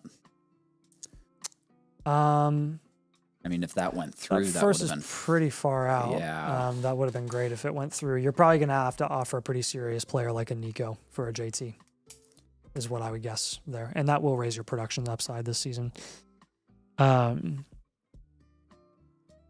Looking at, again, some of the teams in your league with other quarterbacks, the Dak Prescott team does have Saquon. I would definitely look there if I were you. In a Dart down tier. And then the Bo Nix squad, it would be a smaller plus, but anything helps really at the running back position. You could look for like a David Montgomery. What questions do you have on those moves, my friend? Every single target I have for this team is a running back. So if that tells you anything about what I think you should do with your team, get some more running back help after Chase Brown. I would not recommend depending on Jonathan Brooks and Tony Pollard and RJ Harvey. They're great guys coming off of your bench. They are not guys you want to rely on in your starting lineup consistently. Scott, can you update that to 6? Thank you.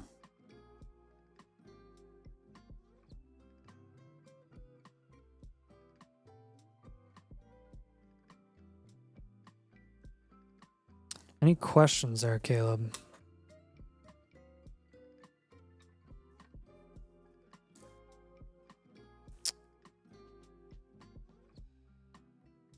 All right. You can update that to... You can update that to 4, Scott. Did 2 just roll in? We got one from Jonesy. Yep.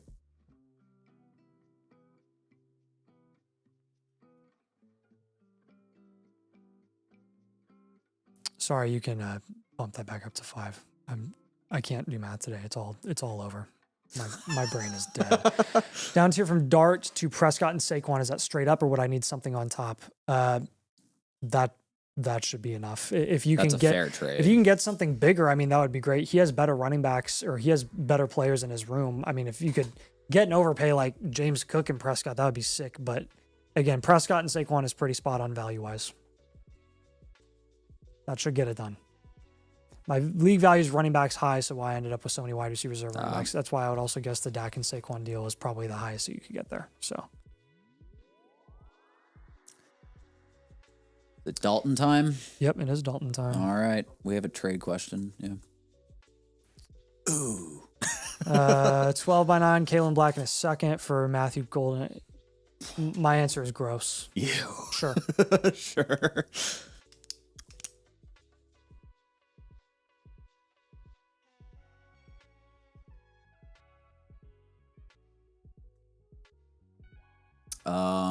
All right. Getting Kyron for Ramondre and a 28 mid to late first. I don't mind that. It just really has to be late, but it's hard to project out. Yeah, that's fine if you're contending. Fair enough. Bag of kittens. Oh, that was also a plus. He has his 27 first, so getting Kyron from him. Oh, okay. That's a good thing to add on to. Herbert and Jency for Williams, Jacobs, Mars, and Marvin 2 seconds. Pretty sure this we was just the deal that we talked did about this, earlier. Yeah. Oh my God, he's the other side of it. Where he got Herbert and Jency? No, this is the trade partner. Gosh. I told the other guy that I would do it on the Herbert and Jency side. He's just asking because, yeah. Yeah, bag of kittens. For you and your situation, it's basically, do you want to weigh giving up an elite cornerstone running back for an elite cornerstone quarterback? and a high upside receiver. Generally, strategically for us, we lean holding on to the cornerstone running back on even deals. You have Cam Ward and Kyler Murray. You have Tootin at running back. You have... He asked, is it fair, though?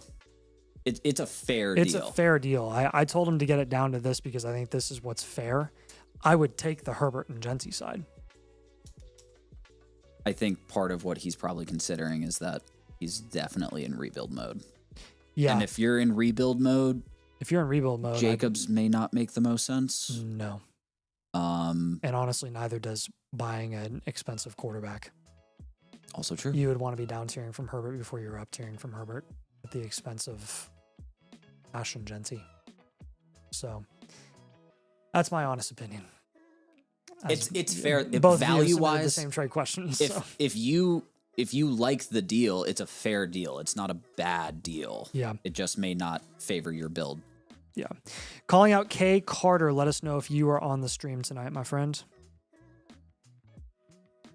K Carter, say hey if you are on the stream. You'll be jumping the line if you are. Dalton is up. Undefeated reigning champ in this league. Startup was last year. I tried trading JSN and Puka for Bijan or Gibbs, but both respective holders are holding. So you're basically saying you can't get Bijan or Gibbs. Pukanda forever. Yeah. Okay, let's do this. So he has no picks. Wow, grape. 12-team Superflex, full PPR, 0.75 tight end premium, 13.3% production shares first. He built this so well. 11.9% value shares first. Josh Allen, Brock Purdy, Matt Stafford's an 8. JT, CMC, Bucky, Irving, Bayshul, Tootin is a 6 or 7. I'll give you a 7. JSN, Puka, Nico Collins, AJ Brown. That is a 9. And George Kittle's a 2. No picks. No picks. 0. Nada. Bench score 3. How many is he starting? I'll give you a 3. You have Parker Washington, Pierce, Sutton, It's- Debo, and Stafford on your bench. It is a start 11. Yeah, right. Yeah. Overall grade is going to be a 6.3. We'll go standard value, well-rounded. This is a higher-end standard value team. What's up, Dalton? Am I surprised that you did well constructing this? No, Dalton. Yeah. I'm not surprised. Yeah, this team is in the 83rd percentile. This is a really good team. 36% of teams have this type of build. Standard value, well-rounded team. Let's take a look at your 3 factors here. Look at the 3-factor analysis. Beautiful stuff.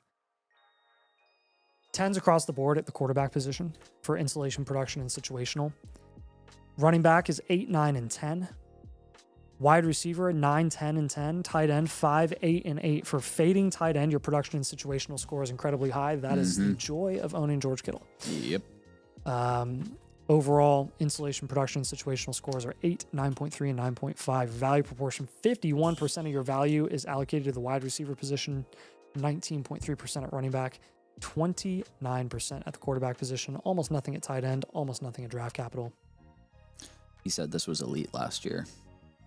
Unfortunately, you had some guys age out a little bit. Yeah, you did. And you should still be proud of this team because This team's great. This is still a championship team. You've got 3 cornerstones, 3 foundationals, 2 short-term league winners in Christian McCaffrey and Matthew Stafford. You have 2 mainstays. You have 1 upside premier, 1 upside shot, 3 serviceable, 1 productive vet. This is built to win your league. Is Tom in this league? I am not in this league. I avoided this league. Okay. Thank goodness. Cool. Well, let's break down some of the moves that we can make that don't include Bijan and Gibbs, which He sucks because he I traded wanna get Bijan Chuba and in the Gibbs. 107 for CMC out of the startup. Yeah, that's great. That is, That's really good. that is crazy. My talk, goodness. Man. Oh my gosh, that's wild. Last call out for K Carter. Let us know if K Carter is here. K Carter, say hey in the chat if you were here, my friend. So, What are some moves we want to make? you only have to start 2 wide receivers. I would be flexing as many running backs as humanly possible. Who are the running backs not named Gibbs and Bijan that would benefit the production upside of this starting lineup this season? James Cook, James Cook, Chase Brown. Chase Brown. Agreed on all of those. You're probably going to have to move Nico for one of those guys. Yep. So James Cook, Chase Brown. James Cook is on a strong contender, Heisenberg, who is 5th. I am in some leagues with him. He's not exactly easy to trade with. That's annoying. Correct. Tell him to be easier to trade with. I would love that. Yep. But he's not. Yeah. There are a couple of running backs that I like a little bit more than Bucky in his range. I actually don't have an issue with Bucky's price. There are some other running backs that are priced right around there, though, that I think are a little bit better for your team, like Scadaboo and Kyron and Saquon. The guy in 7th in the power rankings. Yeah. His wide receiver 3 is Kayshon Boutte, and he has Chase Brown. Get it done. Get it done, Dalton. Also traded Neighbors for JSN last year after Neighbors went down with his injury. How? You brilliant boy. How? Yeah, I'm very, very impressed there. Nice job. Next move. You're making my life difficult because this is such a well-constructed team and you can't get Bijan or Gibbs. Who's knockoff Avery? Avery is having his kid right now. So I'm filling in for him for the night. Child is being born. Great success. Dylan Gabriel, perfect passer rating. That's awesome. Okay, let's do this too. Let's take if you can't pivot off of Nico for one of those guys, you could also consider taking like Nico on Parker Washington or Nico and Bashul Tootin and trying to get up into the conversation of like those late second round guys in Achane and Hampton at running back. Basically, figure out how much it costs to get up to Achane or Hampton. Or Genty, even. Another up tier that I would do here would probably be Alec Pierce and Cortland Sutton. Not Luke. Try to get Jacobs at a discount or Derrick Henry, or I would even pay that to get DeAndre Swift if I were you. Toads Boy, I can send back your voucher. You just have to make sure you click Live Team Blueprint, or you can get a Blueprint Premium and you'll skip the line. So I'll just reject your submission. I'll send you back a voucher and you can resubmit and get it done live. I'm assuming it's ch.siegel. Yeah, can you just drop your Flock username in the chat so I can make sure to do that to the right one, please? And we can do that.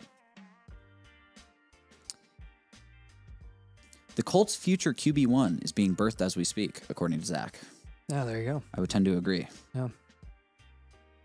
Looking at your last couple of moves that you could make for a team like this, I think another option that you could look into. He said the Achane owner won't trade with me. Okay. What's his team name? Let's take a look. Why are people like that? Why are people like that? Because they're mean and not very nice. Freaking Whopping whatever is his name. Whopping whatever? Oh, he's the guy in 4th? Yeah. Gotcha. Whopping he also has K9. Something. I can't read the whole team. He also has a pretty decent receiver room. He just doesn't have a wide receiver 4. Yeah. That one I don't know if I'm in a league with. So you could also look at packaging someone like Bashul Tootin plus a small piece. You could use Pierce there. You could use Sutton there. You could use Debo, Parker, something like that. Or you could honestly, at this point, just do a pivot if you wanted to like Javonte or Etienne. But really in that range, I'd probably be looking at, you're still looking at like Kyron, Saquon, Scadaboo.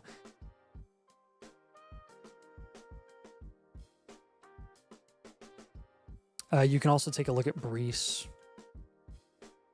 I like Brees. Brees, I saw the Brees team was actually one that might work out. I like Price. Price is good on your team. Yeah. Try to get one of those guys. Flexing the running backs would be nice. Yeah. And then let's say that you can't package Sutton with like Alec Pierce or something like that. Then you can also just look at pivoting off of him potentially and going and getting, yet again, another high upside running back in that he's range. in Newtown with me. Maybe a Jalen Warren. Maybe a pay up a little bit to get a David Montgomery or go for a Rico Dowdle. Maybe an RJ Harvey. Something like that. Questions on those moves, Dalton? Making my life difficult, dude. A lot of mix and match type of concepts and ideas here with some of the similar types of players because, again, a lot of your star players, I don't want you to move and you can't get Bijan or Gibbs, so it's not worth moving them. But he has a really nice balance of upside and the age components, and you can just tell that he's done this a lot. Like, it's a very well constructed team, which makes it hard to do moves when you're like, this is a good team. Yes. It is for sure.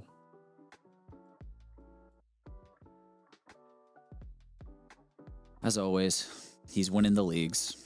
He is winning the leagues. It's crazy. Great success. He wants to go 14-0 2 years in a row. The fact that you went 14-0 is awesome.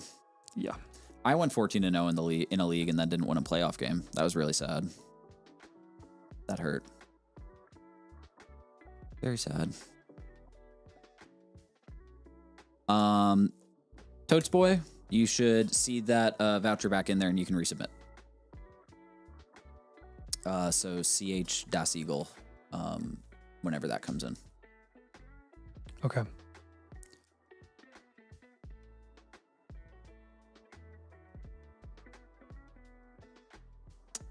All right, Dalton. We appreciate you, my friend.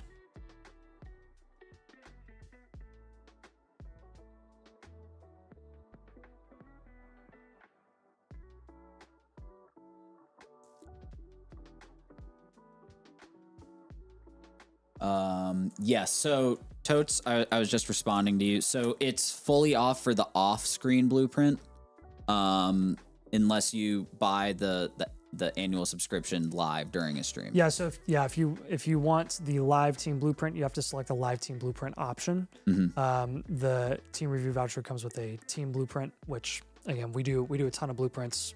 Live team blueprints are just probably 5% of all the ones that we actually do. We do a lot of them off screen as well. So, Arcorius, I don't like you for that. That was pretty mean. That was not fun. That was not nice. And that makes me sad. Rip. Okay. So thank you for that. Sour Declaration, say, hey, man, if you're in the chat here. He said, kind of at an impasse of what to do here. The team is nuts, and most people are reluctant to trade with me at this point. Any obvious moves to pursue? YouTube name is Jason Beach. I'm in the live right now. Okay, sweet. What's up, Jason? Yo. He said, I got you. Okay. Sour Declaration, right? Yep. Awesome. All right. 10 team, 1 QB, full PPR, no tight end premium, 13.3% production share, which is first in your league. Nice. Holy moly. What a team. 21.2% value share, first in your league. Jaden Daniels and Caleb Williams at quarterback is a 9. Genty, Love, Hampton, Judkins, Henry at running backs at 10. Chase, Jefferson, Neighbors, Tet, Burden, Flowers, Lemon, Marv, Terry is a 10. Loveland, Fannin is a 9. No picks. Draft capital grade's a 1. Bench score is literally a 10. Overall grade is a 9. This is an elite value, well-rounded, contend team. Well, I think the first move has to be moving off a quarterback in a 1 QB, having Caleb. So basically what we're going to do here is we are going to take one of Gency or Love or Hampton. Let's take Hampton and Caleb Williams, and we're going to get Gibbs or Bijan or Gibbs. Gibbs guy's quarterback 1 is Mahomes. Maybe he's worried about coming off the injury. Yep, use Daniels or Caleb Williams. I don't care which one you use, honestly. If Daniels gets it done, do it. You need to get Bijan or Gibbs on this team. You need to find whatever avenue it takes to get you Bijan or Gibbs on this team. You have a ridiculous amount of value and leverage on this roster. So every move here is going to be an up tier. This is to a point now where it's like, okay, yeah, you can absolutely afford to get Brock Bowers or Trey McBride on this team. So let's take Loveland, and I mean, what else does it take? Mekhi Lemon probably at this point, not even that much, relatively speaking. Use Fannin, use Lemon. I don't really care who you use down here because they're never going to see your starting lineup. I'll just put Fannin on there, but use any of your bench guys here and go get Bowers or McBride.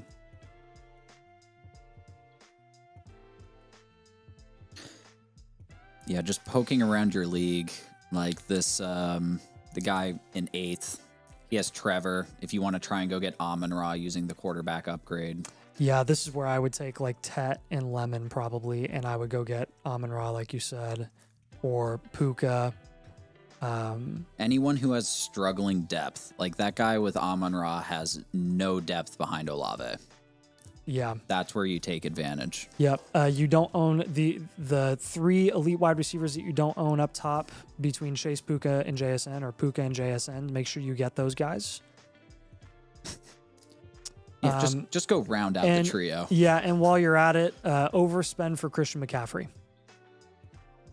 Go pay Luther Burden or Zay Flowers and go get Christian McCaffrey. He's the highest upside player in fantasy football, period. Take your shot. If you miss, doesn't matter. You're going to win your league anyways. Bijan, Gibbs, Bowers, McBride, exceptionally tough to get. You've been trying for a while. Yeah, I'm telling you, dude, with a team like this where you have 21.2% value share, legitimately overpay. It's fine. Like Tet McMillan, Luther Burden, Zay Flowers, Mekhi Lemon, Marvin Harrison Jr., Harold Fannin, Quinshon Judkins, Derrick Henry. You are 8 players deep. Those guys are not in your starting lineup. They do not matter on your team. They don't.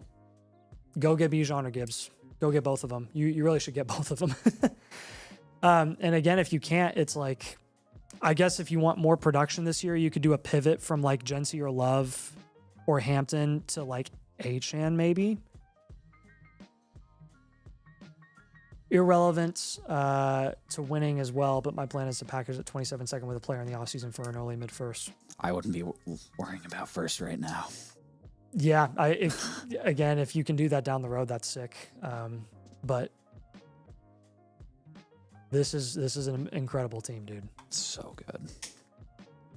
Just the depth is insane. Like his Again, RB5 is Derrick Henry. Worst case scenario, you have league mates that just don't budge. Go get CMC. Yep. That is recommendation. Top priority number 1 for this team is go get Christian McCaffrey. Don't care what the cost is. Mm-hmm. Like legitimately, I don't care what the cost is.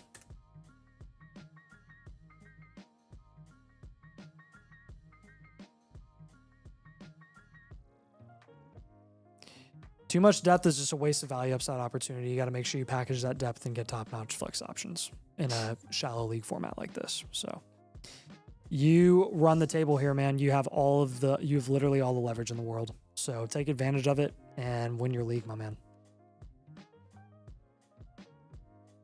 I want teams like that. That would be nice. Yeah, I know. Every time I see one, I'm like, are you kidding me? Judkins for CMC or something like that? Yes. That would be great. Yep, do it. That would be fun. Flexing Christian McCaffrey. My goodness. Yep. Yes, definitely do that. Bag of Kittens is really doing us dirty right now. What'd he do? What'd he say? Are there other He just sent us another counter to like the trade. Oh, and then I know when we're going to be like, yeah, we're good with this. Then it's going to get sent from the other side. We're going to be like, no, don't do this. Oh, what is it? Oh, it's a first instead of a second. I like that more. Again, Caleb Williams and Jency cancel. Herbert for Marv Jacobs and a late first and a second. Yes, I would do this. This is fine. This is fair. Again, I still stand by you're giving up a cornerstone running back and you're getting a cornerstone quarterback, and I'm just not a fan of that because guess what? The number 1 recommendation we're going to have for you as a reload is to down tier from Caleb Williams. He said that his trade could be 3 seconds and no first. No. No. First is good. Adding the first was a good thing. I was trying to say that was a good thing to add. Yeah. Definitely prefer the first. Yep. Am I okay that the Pats are losing to the Browns? It is the preseason, so yes, but also no. It's not a great sign. But as Nathan and I were talking about today, the Pats always lose to the Browns. It's their thing. Yes. They can't beat the Browns. Mm-hmm. He said that Steely and he have been working on this for 2 days. Nice. Is Jared Jennings here on stream? He was. Yes, okay. All right. He just bought the annual. All right. Sweet. We're happy to have you, man. Yeah, say hey, man, if you're still here. Jared is up next. Kyron's offspring. Ooh. I'm assuming you have quorum. Offspring, Jellyman. Jellyman, Offspring. This league has 1 point tied in premium. I won the league last year. Retooled a little bit. Jared said here, although scared to be after the last team. You shouldn't You're be. still number one in the power rankings, dude. This is going to be a good team. Great team. Retooled a little and just traded away Junkins to get CMC. Look at that. Great. We were just talking about awesome. that. How about that? Schmooky, yes, I am Evil Peanut. Nice to meet you. All right, Kyron's Offspring. Jellyman. 12 team, full PPR, one side and premium superflex. 13.3% production share is first in your league. 12.6% value share is first in your league. Man, I am so popular right now. I'm getting so many trade offers right now. For the Flock League? Yeah. I wish I could be you. That's awesome. You wanna do me a favor actually while I'm doing this? Obviously. Okay, this is a text from Zufa. Okay. Okay. You want me to respond to that text? He sent me a screenshot of his team. Okay. And I want you to tell me what would be a good trade. That's really open-ended. You do know that I can see his team, right? Yeah, I know. I'm still going to give you my phone. Okay. This tight end room is ridiculous. Crazy. This whole team is really good. All right, here you go. Eric, if you want to get a team review done right now, there's a couple options. You can either which is the recommended option, become an annual Mother Flocker under code domain. If you go ahead and do that, you can submit your team and we'll do it for free live. Alternatively, you can get a live team review done on the Flock site. And then, Evan, if you got the team review earlier, did you just join during this stream? If you did, then we can do it right now for you. And if you want to hold on to that, then an option is to, you'll be able to submit that voucher later on the Flock Fantasy site. And then Jared said his team name was from trading Kyron and Pitts for Bijan. That's awesome. That's great. I really like that trade. Louise. That one's pretty awesome. Dude, that's a heck of an offspring. That's like going from Archie Manning to Peyton Manning. Jeez Louise. I'm confused why I have your phone still. But that's okay. Zufa sent me a picture of his league of his team. Mm-hmm. You tell me what works, what does well. You know what doesn't do well? What? Travion Henderson. Yeah, I know. Trevor Lawrence, Bo Nix, Jared Goff 6. Bijan, CMC, Javonte. David Montgomery is a 7. Jefferson, London, AJ Brown, Adams is 6. That's a 7, actually. I'll give you a 7. Trey McBride, Tyler Warren is a 15. And George Kittle. Holy crap, dude. You're going to be flexing George Kittle. That's ridiculous. No 27 first. You got 28 picks. Draft capital grade is going to be a 1. Bench score is going to be a 2. Overall grade is a 7.5. I am going to give you an enhanced value, well-rounded here. You deserve it. You deserve it, my friend. Let's go, Dylan. That's exciting. I'm actually going to give you a bench score of 3, by the way. In a 1 point tight end premium, I actually do want you to hold all of those tight ends. Because they're all high volume tight ends. What's the tight end premium? 1 point. Woo! Yeah. That's an awesome tight end. Bijan CMC is a hold. Jefferson Drake London is a hold. AJ Brown is probably a hold as well. Javonte, not bad. Lawrence, Bo Nix, Goff. We could probably do something there. We honestly could probably up tier from AJ Brown.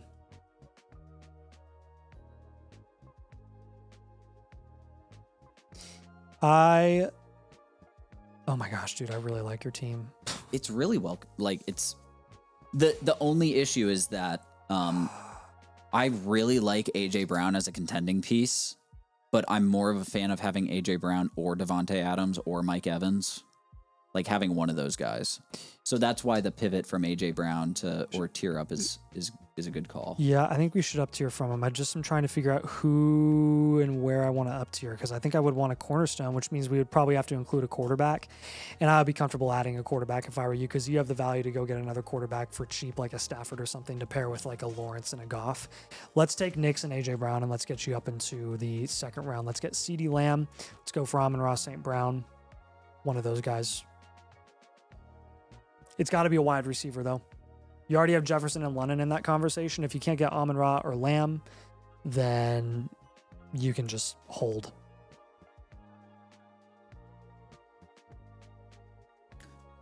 Jacob, if you get the annual Mother Flocker tier code domain, you actually get a free team blueprint included with that.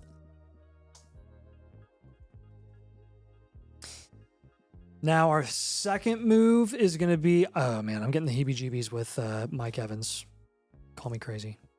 I have the heebie-jeebies. No, I think that's fair. I have the GB-heebies. He's near the Avery scary... has the even more heebie-jeebies than I do, but I've got the GB-heebies. Like, Not the GB-heebies. Yeah. Oh no. Yep. Very scary. That's not good. Very scary. It is scary.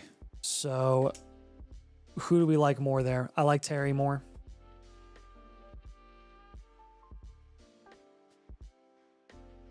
From Mike Evans? Yeah. Gosh, that's also scary. I mean, ideally, you're going to package Terry. a couple of those guys together.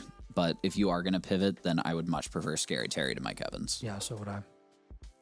Even with the Swiss cheese offensive line that is the Washington Commanders. Yeah. Yeah, that's what I would do. I would also pay up a little bit to get DJ Moore. I'm going to put him on here. You would have to pay up. I think DJ Moore is a great pivot off them. Yeah. Even if it's like a Mike Evans and even if it's a Evans and Diggs to DJ Moore, it's fine. Yeah. A couple of interesting running backs in that range as well if you want to take a shot on a running back too. But probably Terry or DJ Moore ideally. Now, our third move. You're responding. Goodness. Making my life hard here. No, just give me ideas. Top three guys. Okay, who are they? Jamar Chase, Rashee Rice, and Brock Bowers. Thank you. Yep. I don't know what fits with. Yep. Those are the only guys you're going to want. Ooh, the guy that has Amon-Ra has no starting quarterbacks. That is perfect for you, considering you have 3 starting quarterbacks. Which is the guy that has Amon-Ra? Not you. Not you. Oh. I see the guy. Okay, he has Mahomes, but he doesn't. He has Mendoza. And okay, so he needs a second starting quarterback. Okay, that makes sense. Considering where you're at, I feel like moving Bo Nix with AJ Brown. With AJ Brown to go done. get Amon-Ra, I really like that move for your team. Yeah, that should get it done, I think. It really should. Ideally, because you're competing this year, you can get Jacoby Brissett tossed in with that as just like a throw-in. Yep. But that's not a make or break type thing. Yep.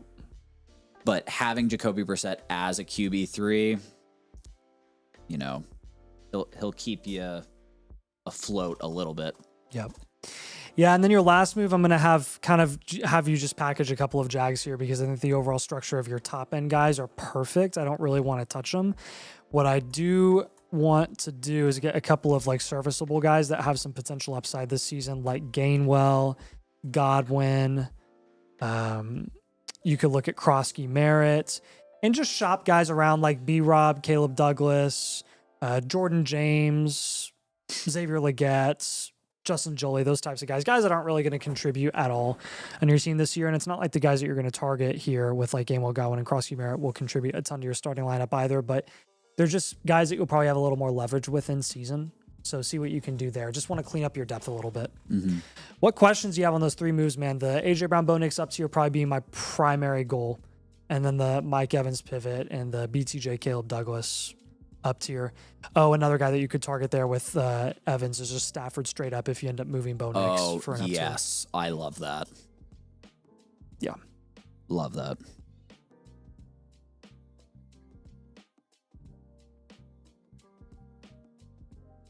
Jacob, if you end up making that purchase, just drop your username so that when you submit your voucher, we'll make sure that we can get it done live for you tonight.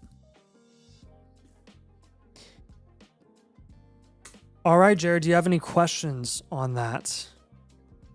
Any preguntas? He said thank you. Beautiful. Okay. Solid advice. Glad we could help. Awesome. Amon-Ra on this team would be awesome. Yeah, everybody give Tom a hand. He's never been on a stream. He's like never been on camera before. And, I'm trying. He's killing it right now. Trying. Tom's really coming in clutch right now. Tom is also saving my butt. It's nice when you find trade partners that actually fit together. Like knowing that you have quarterbacks and the guy that you want Amon-Ra from not having quarterbacks. Some things in life are just nice. All right. Apparently Brock touched his Penix. Oh, nice. Okay. All right. Brock touched his Penix. Let's take a look. Are you texting Rum? Or not Rum, Zufa? Yeah. Gotcha.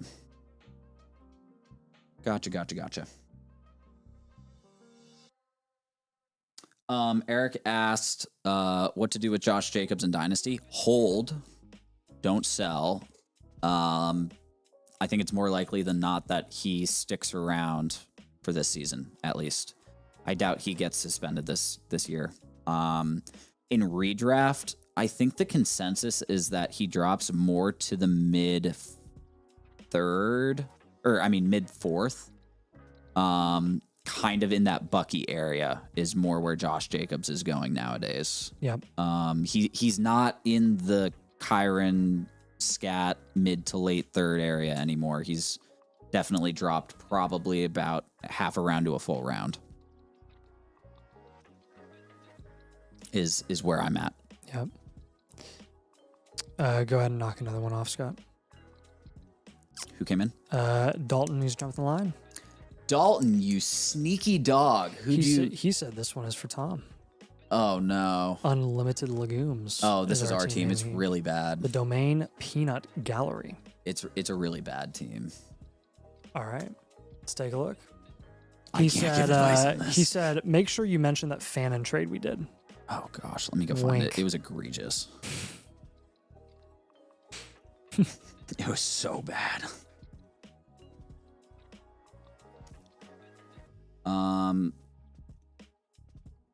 As a reference, that Fannin trade was we got Harold Fannin and Jalen Warren and Debo for Riley Leonard and Jeremy Bernard, which was kind of ridiculous. And then we ended up flipping Harold Fannin and Luther Burden for Marv and Brees. But the first one was Fannin and Warren for Riley Leonard and Jeremy Bernard, which was kind of egregious. All right. Yeah. I'll stay silent on this because I can't even fix this team. Okay. So, well, let me fix it for you. please. Happy to oblige. 12 team Superflex, full PPR, half tight end premium, 7.3% production share is 7th in your league. 6.8% value share is unfortunately 12th in your league. You suck. It's really bad. Drake May and Sam Darnold is a 6. Brees Hall, Kyle Monunga is a 3. BTJ, Marv, Concepcion, Golden, Omar Cooper, Ricky Pearsall, Debo. So 5. It's gross 5. so Tyler bad. Warren's a 7. You do have your 27 first. Good. A couple extra seconds. Draft capital grade's a 4. Bench score's a 1. Overall grade here. Ooh. Not good. Yeah, you're close to a hard rebuild. It's probably a 1. I'm leaning potentially a 1-year reload. I think it's a hard rebuild. Look at the guys we have on our team. There's no one productive here. Yeah, we'll be conservative and we'll go hard rebuild.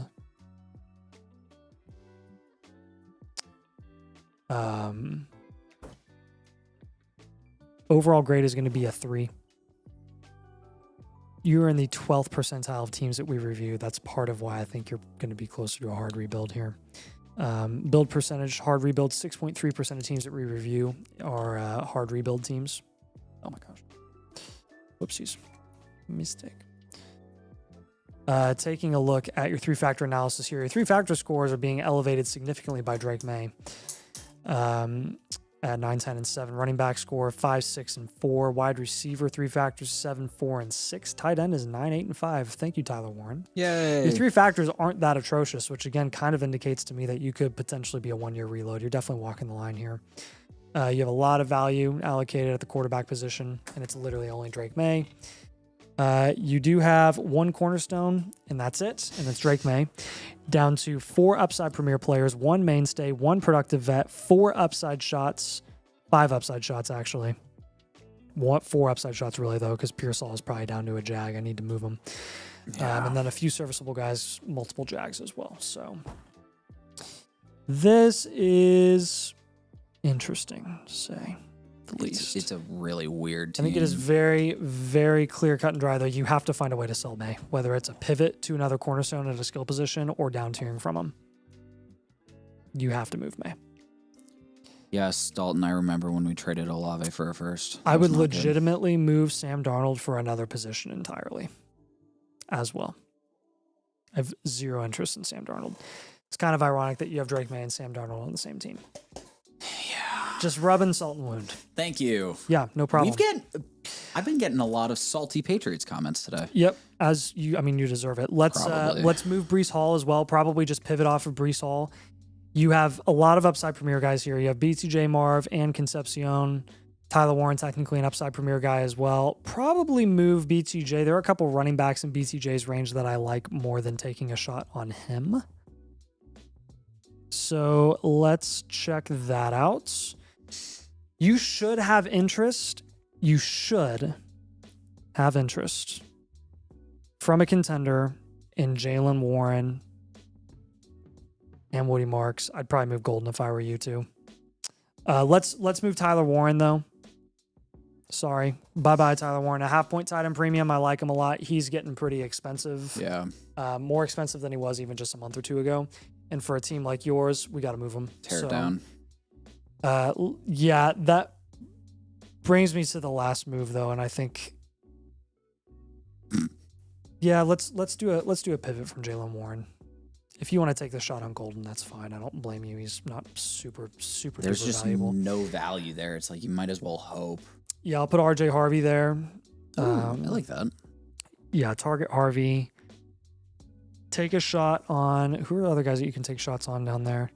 QJ honestly isn't a terrible upside shot for you to take. Okay. And neither is Boston. Yeah. I like it. For Jalen Warren specifically. Right. Breece Hall, I'd probably be looking at wide receivers like Ladd, Rome. If you're going to go running back, go Judkins. He has higher value upside. Okay. Sam Darnold, if you're going to go for a player, I'll be decently conservative here. You can take a shot on a Kyler Murray. You can take a shot on, like, legitimately, I would rather on your team, I would rather take a shot on Tootin than I would on Sam Darnold. Why are we still rostering JJ McCarthy? Because what about Parker Washington? Like, take a shot on him too. Yeah, go get Parker. Like for Darnold, yeah. Yeah.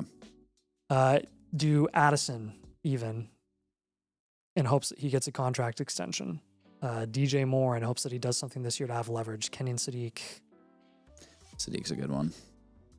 Yeah. With BTJ, Cam Scatterbu, Jadarian Price, Bucky Irving, I'd take any of those guys just to kind of spread out your value a little bit from wide receiver to running back. Tyler Warren, see if you can get Carnell Tate for cheap right now. If not, then you can gun for Garrett Wilson. And if you can't do that, then trying to think of guys that are unpopular in that range, probably Tyson Plus. Yeah. Dalton, we're rostering JJ because there was like 0.5% chance that he was going to beat out Kyler. Nice. 0.5%. That's why. Parker owner has Trevor and Bo at quarterback. Ugh. They could always use, I mean, maybe it's May down to Trevor and Parker and something on top. That's where we're at this point.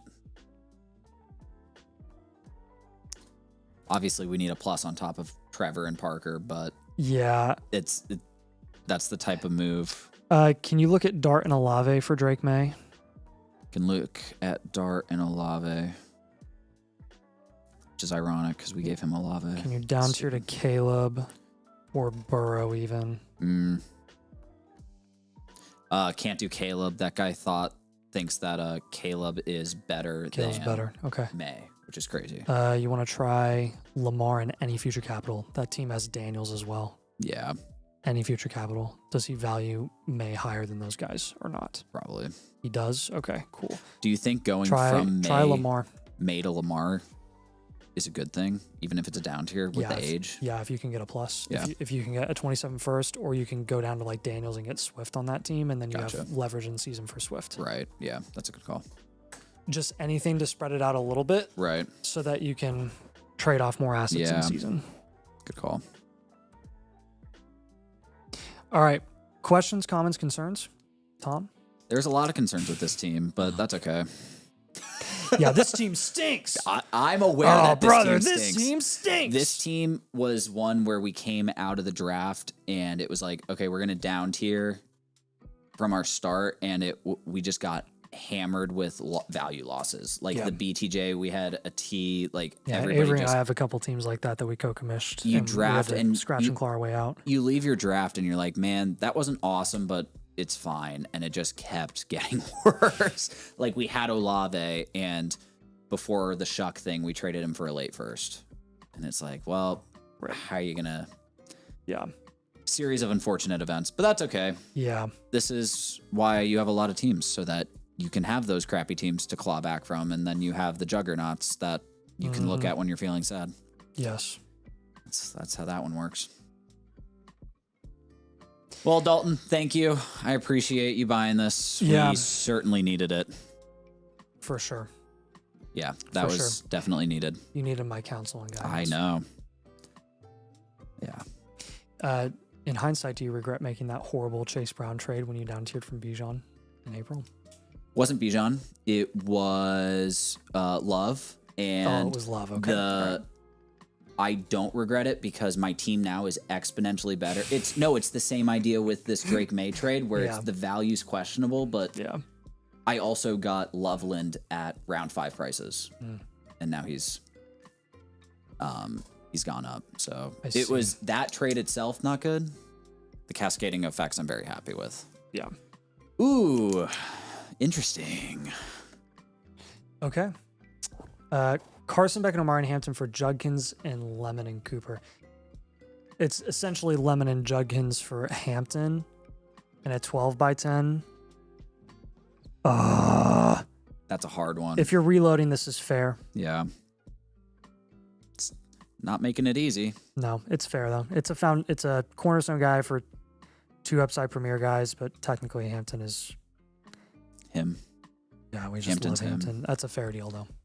Bag of Kittens is coming up with a lot of fair deals. Yep. A lot of fair deals. Yep. Spacewalker is up next. Say hey, Spacewalker. You good? Oh, okay, cool. I thought you were going to tell me something. No. All right. Yeah, let's take a look. Is Fernando popping off right now? Jeremiah Love is trending in the right direction for week 1, for those of you who are wondering.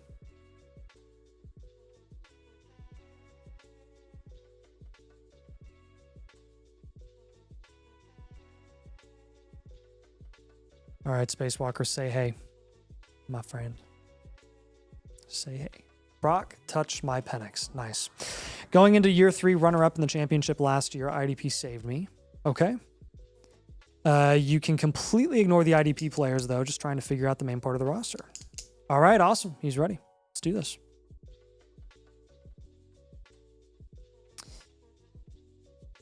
This is a 12-team Superflex full PPR, no tight end premium.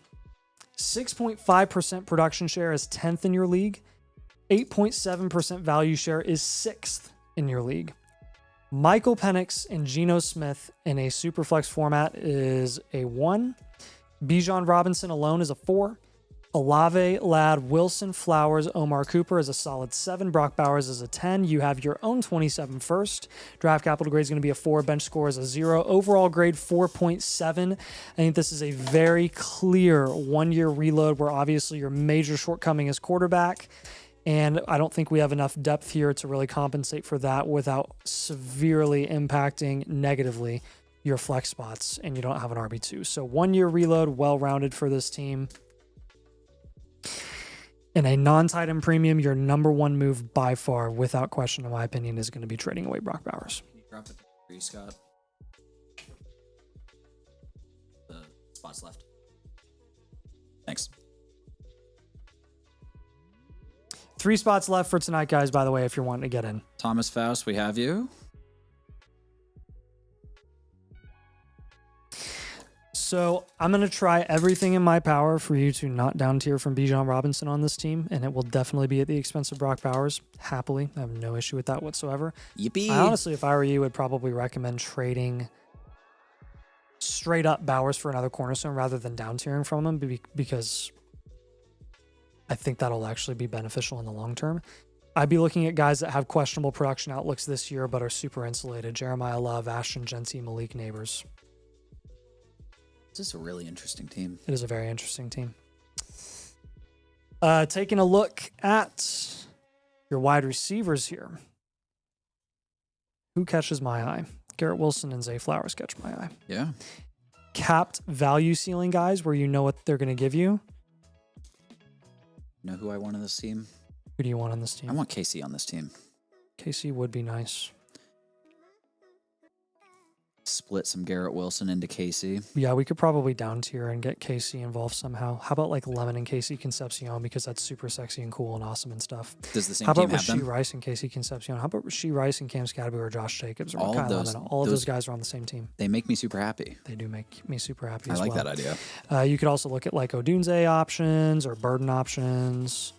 No shot. No shot. What? Is Rome doing silly things? That dude has every wide receiver known to man. Tet, Rice, Who? Tyson, Lemon, Rome, Concepcion, and he has Oh, I see Scadaboo it. and Jacobs. A lot of options there. You probably want to get some sort of like first on top if you're gonna. I mean, if Look we're at going making a 1 down year tier there. reload, the fact that he has Tyson is something that's really interesting as well. Like, Yeah, if you can get Tyson and KC, yeah, or like Lemon and KC. yeah, Or like even Tyson and Jacobs. Is he freaking out about Jacobs and then Jacobs plays and then you can ship him off at Yeah. a premium in the middle of the season? That's something I would look into if I were you. Good idea, Tom. I try. Every once in a while, I have an idea that works. Most of them don't. Nice. Third move here. Wow, that guy also has 3 first. That's crazy. I think the third move here is going to be a Zay Flowers move. I'm going to have you go for Rasheed Rice or Judkins. I really want one of those two guys. Did you give him Did you give him an option to move off Bijan? Not doing it. Not doing it. It's scary. Don't want to do it. Carnell Tate's been falling just because he's becoming. People are coming to terms with the fact that he might start slow. You can move Flowers and a small piece to get Carnell Tate. I would do that if I were you, because Flowers is continually moving up. Mm. What questions do you have on those 3 moves with the Wilson down tier, the Bowers pivot, and the Zay Flowers pivot? Does that kind of make sense to the type of guys that we're having you move here? I'm not concerned about quarterback because you're a 1 year reload. I'm just concerned about overall value upside potential on this team.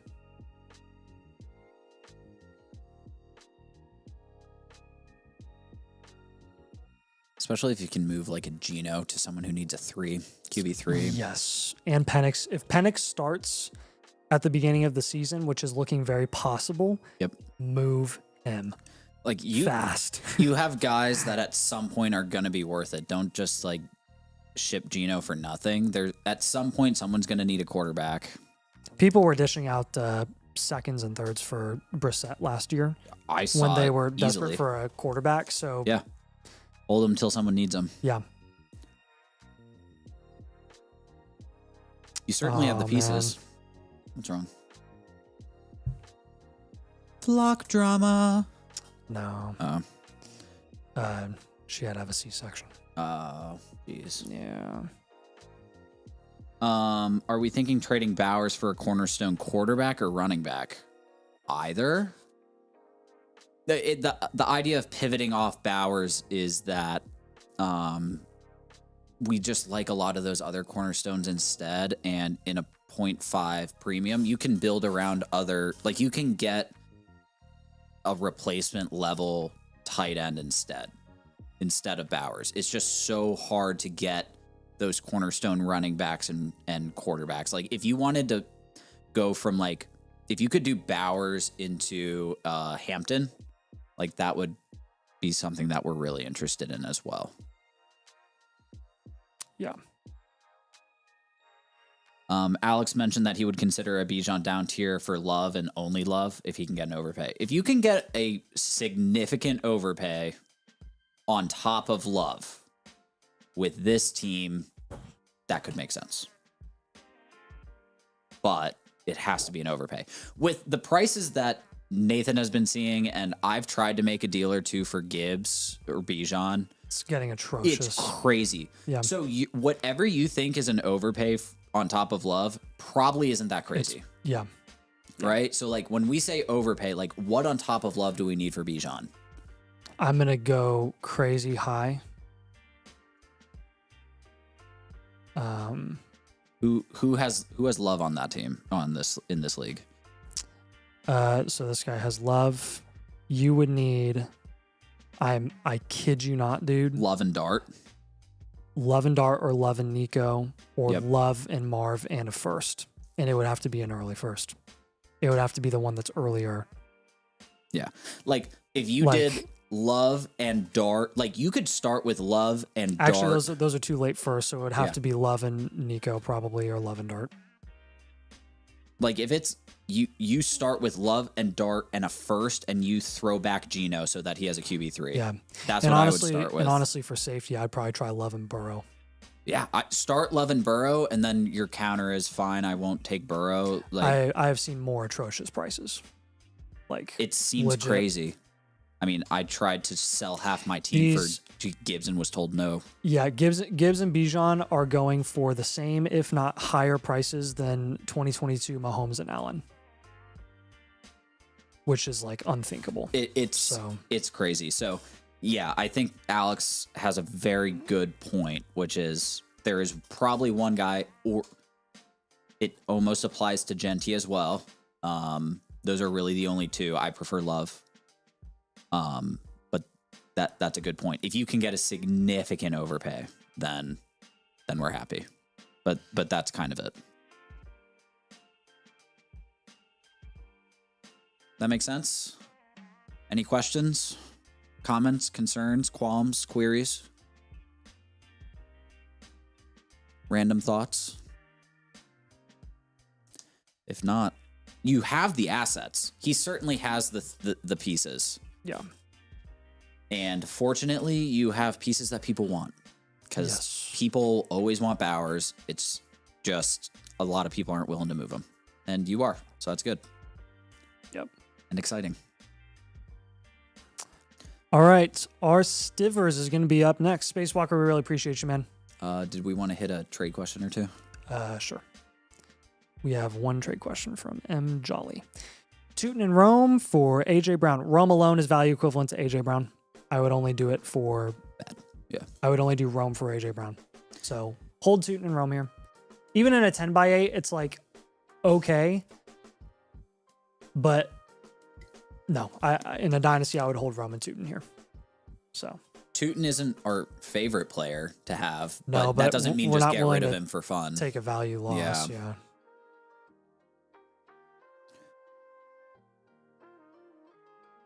Oh, what do you ask? Am I able to see these notes ideas anywhere for future reference? Yes, sir, dude. You're Absolutely. going to see all this on your blueprint. If you follow the link that I dropped in the chat of your submission, you will see your blueprint right now. So just use your Flock login credentials. When you log into the dashboard there, you'll be able to open up your blueprint, download it. You have it for the rest of the time. And if you have any issues logging in, just open a ticket on the Discord, and I can give you an assist shortly. Yep. All right, our Stivers, here we go. Third-year Dynasty, drafted in 2024, always fighting an uphill battle to win, given how the good number one team is. Just trying to figure out the best places to upgrade positions versus recoup picks as my draft capital is low. This is Immaculate Concepcion. That's an awesome name. That is wow, that number unbelievably creative. I love that. This number one team is really good. Your team is good. And your team is also really good. 12-team super flex, full PPR, full tight end premium as well. 9.8% production share is third in your league.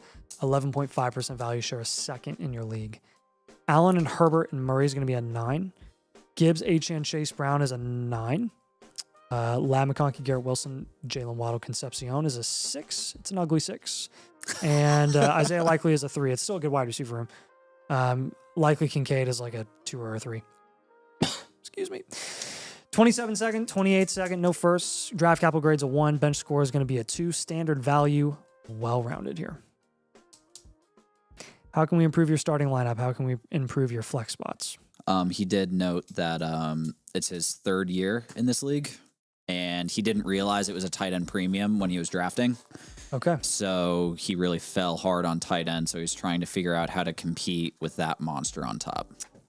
Yeah, wide receiver so has cost me both years. Good thing is at the tight end position, even in a tight end premium format, it's not absolutely essential that you have a star tight end to be productive and to be a good team.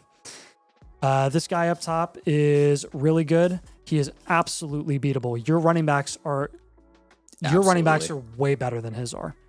And that raises your floor so much. It's not particularly close either. No, he has JSN, Chase, and Lamb, which is great. Ibuka is a major question after that. Loveland is a major question. Hampton is a true question. Saquon is a question after regressing last year. Like, this dude is far from unbeatable. And you have the best room running back room in the league. Your quarterback room is also better than his. It is. It gives you flexibility, actually. Yep. So he has no QB3 if Cousins gets benched. Mm-hmm. You definitely have a path. Hey, here's a real question for you. Can you move Allen for Puka or Bijan? Ooh. Because if you can, you're doing it. Yep.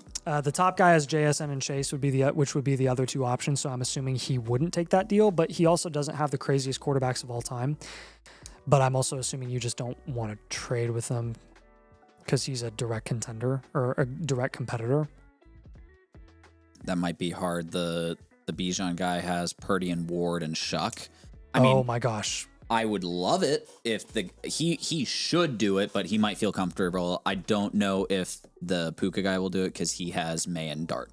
But the guy with Purdy and Cam Ward and Shuck should be very excited about that because he's also in a partial rebuild. His RB2 is Kyle Manungai.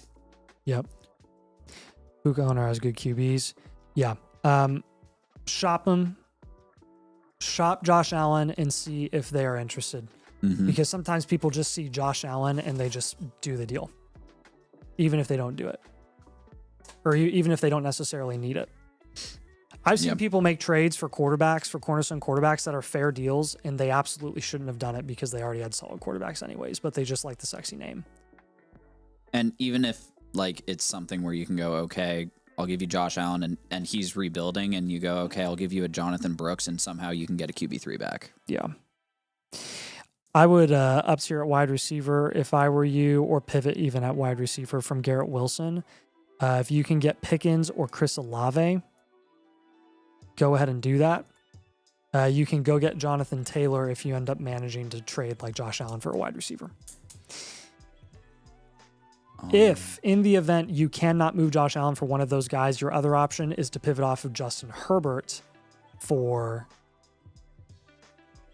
a Pickens or a James Cook or a Jonathan Taylor straight up.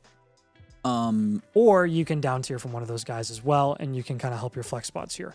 Multiple Scorgums. If you meant to get a live team blueprint, please let me know in the chat. You submitted for an offline one. So if you wanted it to be done live, just let me know and I'll return this voucher and you can buy one. But Scott, can you drop it to 2 regardless? Thank you. Sorry. You're good. He said he's been trying to pivot off Herbert. Bijan owner has Olave as well. Okay. Been trying to pivot off of Herbert. Okay, cool. So if the Bijan owner has Olave, see if you can get something working there with like Allen and Wilson in your second or something and getting that done. I think that would help a lot. Jaden Reed.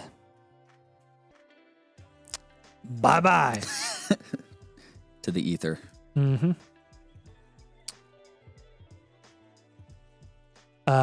Take Wandell, take Pittman, take another wide receiver in that range that's more interesting, like an Adams or a Terry. Again, if you have to pay an extra depth piece, get it done. But that'll help your wide receiver room a little bit as well. Do you have any questions on those three moves? The pivot from Allen, the pivot from Wilson, and the pivot from Jaden Reed?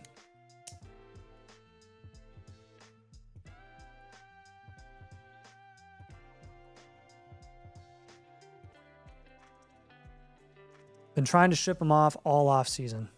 You mean Jaden Reed? That's actually really funny. That is funny. I'll give you some individual targets for your 27-second. There should be interest there across the board. Yep. And those guys, you should be able to get interest in, like Terry McLaurin, Devontae Adams, DeAndre Swift, guys that aren't expected to have long-term value. And the second, probably next offseason, will be more valuable than those individual players, but you can take the production now and definitely use it in your flex spot. Says doesn't have any questions. Awesome. All right, man. We appreciate you. Welcome to the community, man. Thanks for joining. The guy above you certainly has a good team, but that does not mean you are in any way, shape, or form out of the running. You have a really good team. Yeah.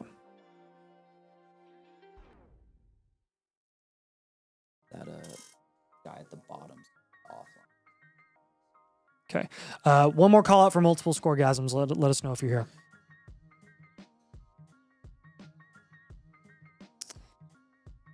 All right, next up is Soft Maybe.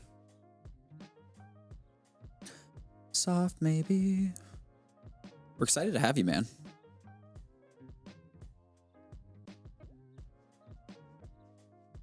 Alrighty. My thing is not loading. Here we go. Startup draft messed up with trading CD for scraps. That's unfortunate. Oh, I lost it. Where'd it go? Made two other trades to save myself. Not sure whether to punt this season and draft or trade firsts. League doesn't really value first highly. That is good to know. This is Ducky McDuckleberry. I mean, I don't think you messed up too much if you're first in the power rankings. Oh my goodness, he has 4 firsts. Alrighty then. Heck yeah. All right. Yep. Yeah, I'm good. Sorry, No, you're good. I haven't heard anything else yet, so.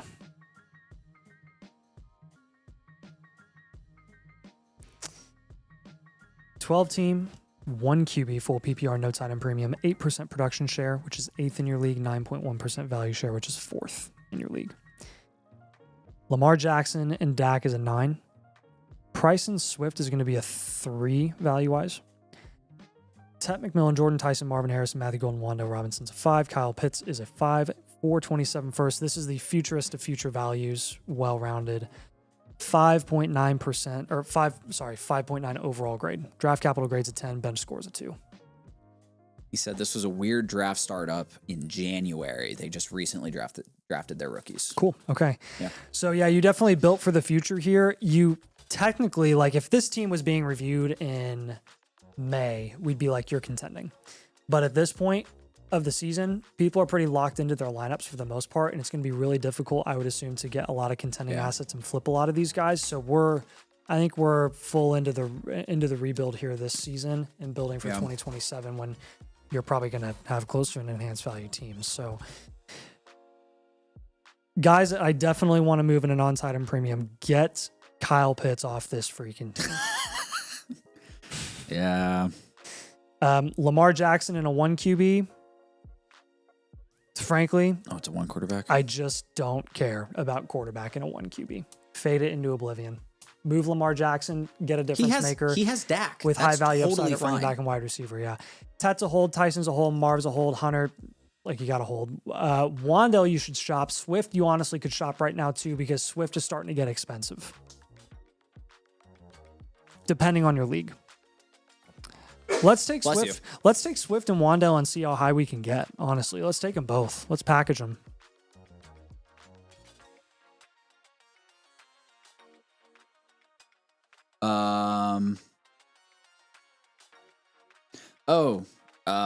Okay. Yeah. So if you wanted it done live, let us know. I'll refund that to you. And then you can submit. Just make sure you click live team blueprint if you want it done live on stream tonight.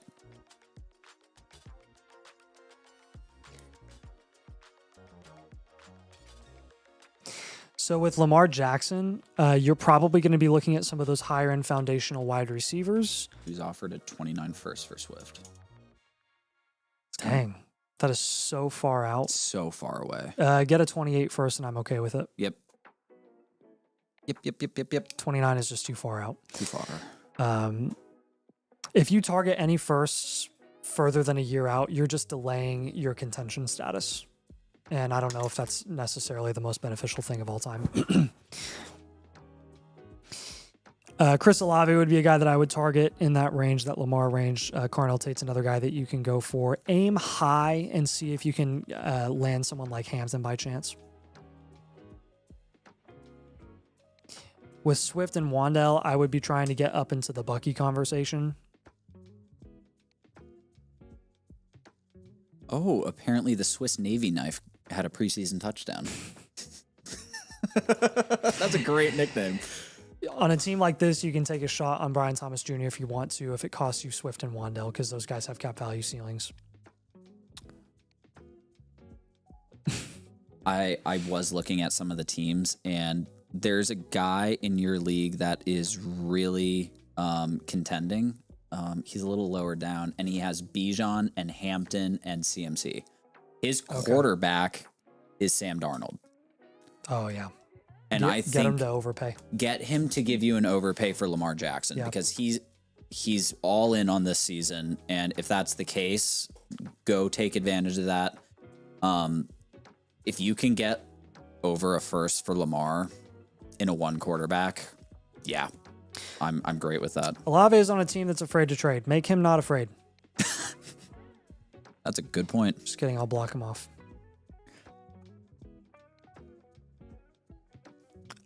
There's so many quacks here. Quack cocaine. Quack cocaine. Quack is whack. Quack lives matter. Quack in skulls. No quacks given. Primo quack.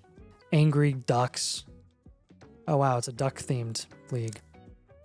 Quack cocaine is up there. That's pretty good. That's awesome. Put a Book on there instead of Olave. Yeah, with Kyle Pitts, dude, any contending piece, any Jacobs, see if somebody sells Jacobs really low because they're freaking out. Go get Jordan Addison and a non-tight end premium. Go get Concepcion. As Rome the host says, if you can get Olave, you get Olave.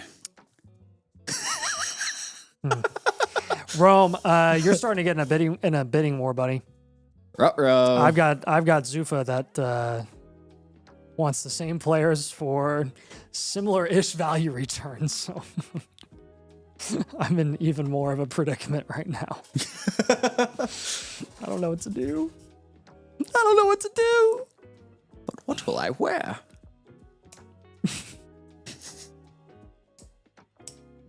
Yeah, if you can... There's plenty of people on this first round Ducks or whatever, the fifth guy. Mm-hmm. Plenty of guys that you can target. If you can somehow utilize like Lamar and DeAndre Swift to go get Hampton. Oh. Yeah. Oh, please. Yeah. That would be awesome. Yeah. So yeah, the Lamar pivot's going to be a big one. The up tier from Swift and Wandell will be significant. And then Pitts, please just trade him. Please. Out of here. What questions do you have on those moves? Running back and wide receiver definitely our priority here. And if you can get any future draft capital in the near future, as in no later than 2028, ideally 2027, continue to capitalize there.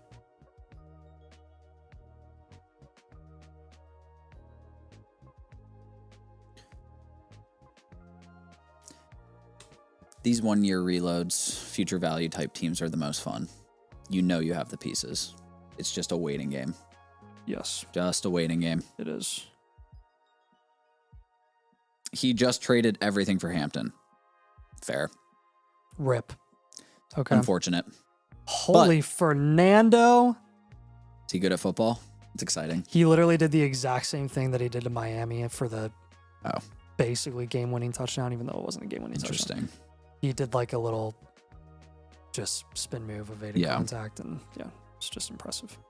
Yeah, I mean, you may not be able to get Hampton, but there's plenty of people like if these people in the league are H-Chan's a guy that you can look at there. yeah, like there's a guy down here, he may be delusional and think that he's competing. The Quack lives, the guy in 11th here who has T-Law, Jameer Gibbs, Devon Achan. Like, if he thinks he's competing, which he should not be, and you can use Lamar to try and get an Achan type, like a Lamar and Swift for Achan. Yeah. Exact same thing. But again, if you can't get one of those guys in the late second round, you can go for like a Nabuka or a Pickens or an Olave or something like that instead, which is also fine. I'm just saying aim high for a high rushing upside quarterback before you settle for like an Nabuka, Olave, Wilson. But I gave you all the different ranges there value-wise of potential targets. So Rome said, don't trade for the criminal. Hey. You've been hit by, you've been struck by a smooth criminal.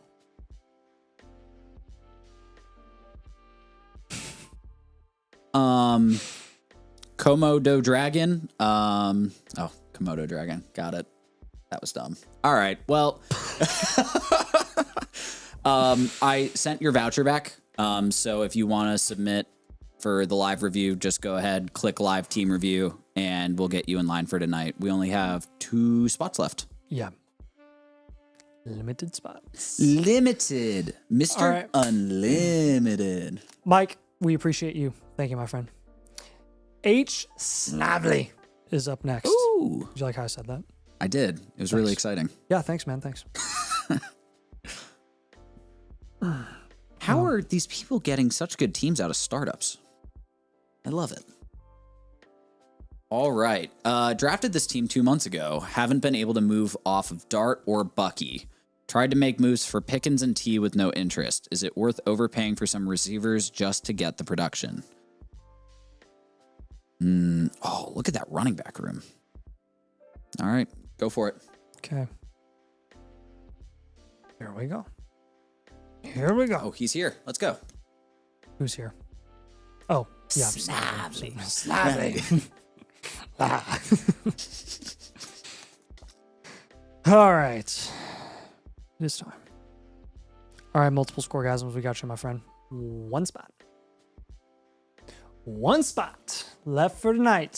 First come, first serve. One spot left tonight, folks.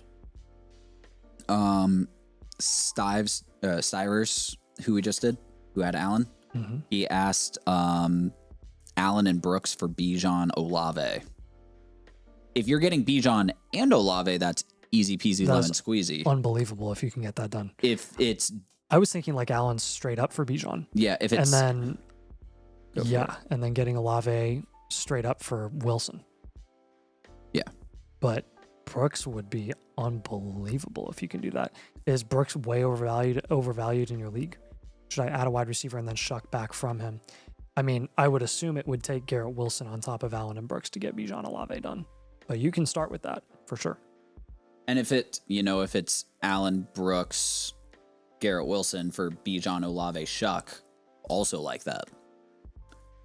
I think that's also great because then you're essentially turning Allen into Bijan, Brooks into Shuck, which is a value in, and then you're just kind of pivoting from Wilson to Olave, who's relatively close. I think that's great. Alrighty. Where are we at?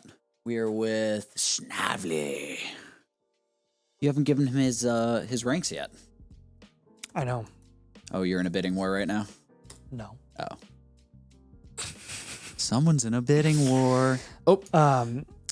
Superflex 12-team full PPR no tight end premium, 8.5% production share, which is 6th in your league. 8.8% value share is 3rd. Jackson, Dart, Tyler, Shuck, Kyler Murray is a 5. Gibbs, Acham, Bucky is a 9. Carnell, Tate, Mekhi, Lemon is a 4. Stowers, Kelsey is a 2.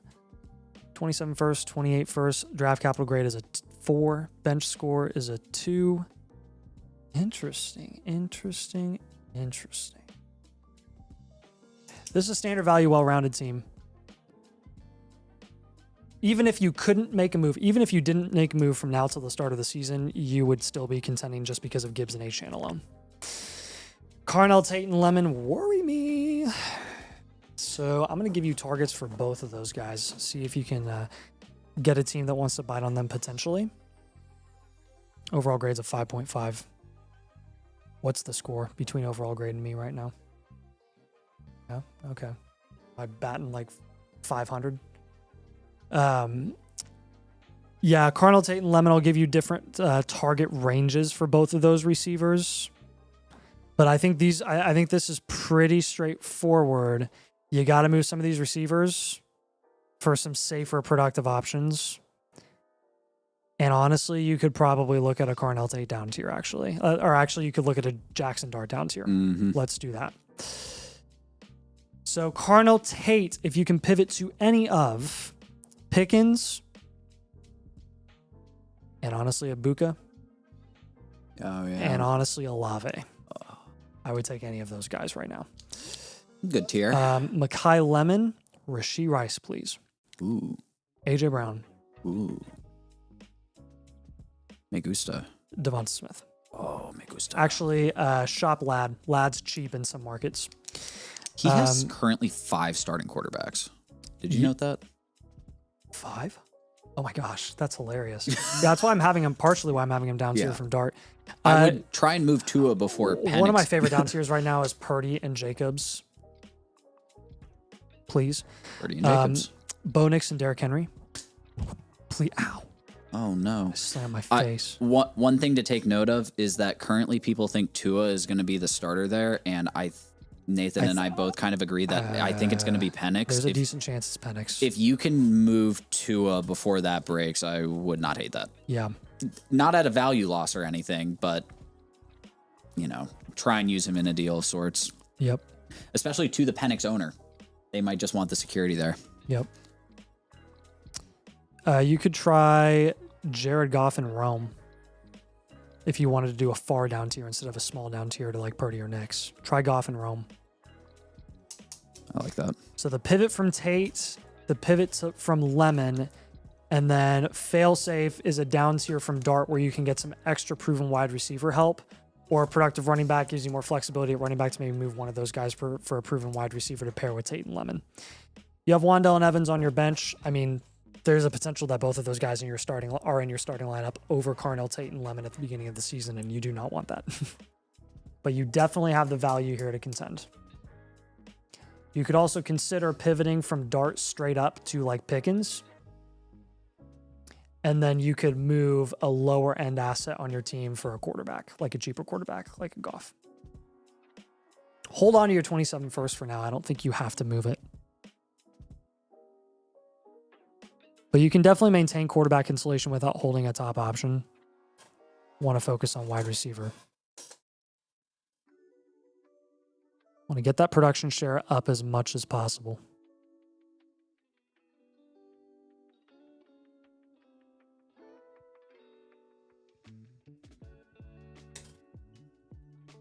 H. Snively, what questions do you have on that?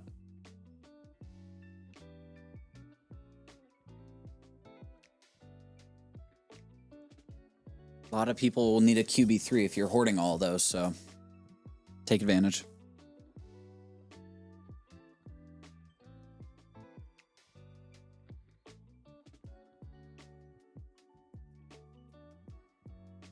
Adams and Henry have both been hard to get. Both teams are trying to contend. Okay. That's good to note. You hear that? Yes. I will think up some other pluses there. Who is that with? Purdy and Bo. Purdy and Bo for Dart? As pluses? No. Well, yeah, the pluses on top of Purdy and Bo. For Dart? Yeah. Purdy. There on the Purdy are team? not really other good pluses there. The Baker team has Chase Brown.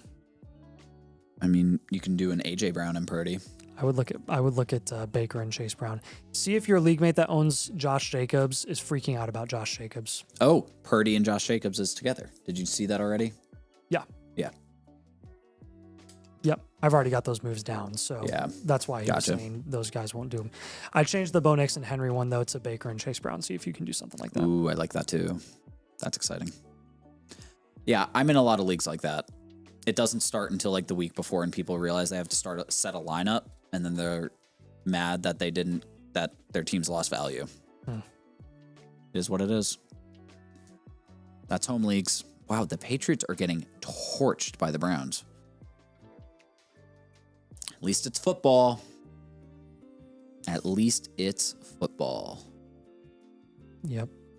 All right. We are down to one spot left. H. Snively, we appreciate you, my friend. Last spot. Jonesy. Alrighty. Jonesy's up next. Jonesy. What is up with Jonesy? Not Weenie Hut General. All right. It's 10 teams start 8, 1 quarterback. And you have rostered 6 quarterbacks. I think we're going to change that today, don't you? Yeah. I think we're going to change that. Yeah, probably. That is probably what we're going to do. All right. So he did say comments. Reading. Pause. I don't see comments. I see commentant. Lack of comments. Jonesy, are you here? Looking to add CMC to this roster, trying to get Bucky plus something. But don't want to give up too much. Would like to know your guys' thoughts or other suggestions. I'm just not saying it. Huh? Never mind. Continue. Okay, cool. Yeah, Bucky and Tootin.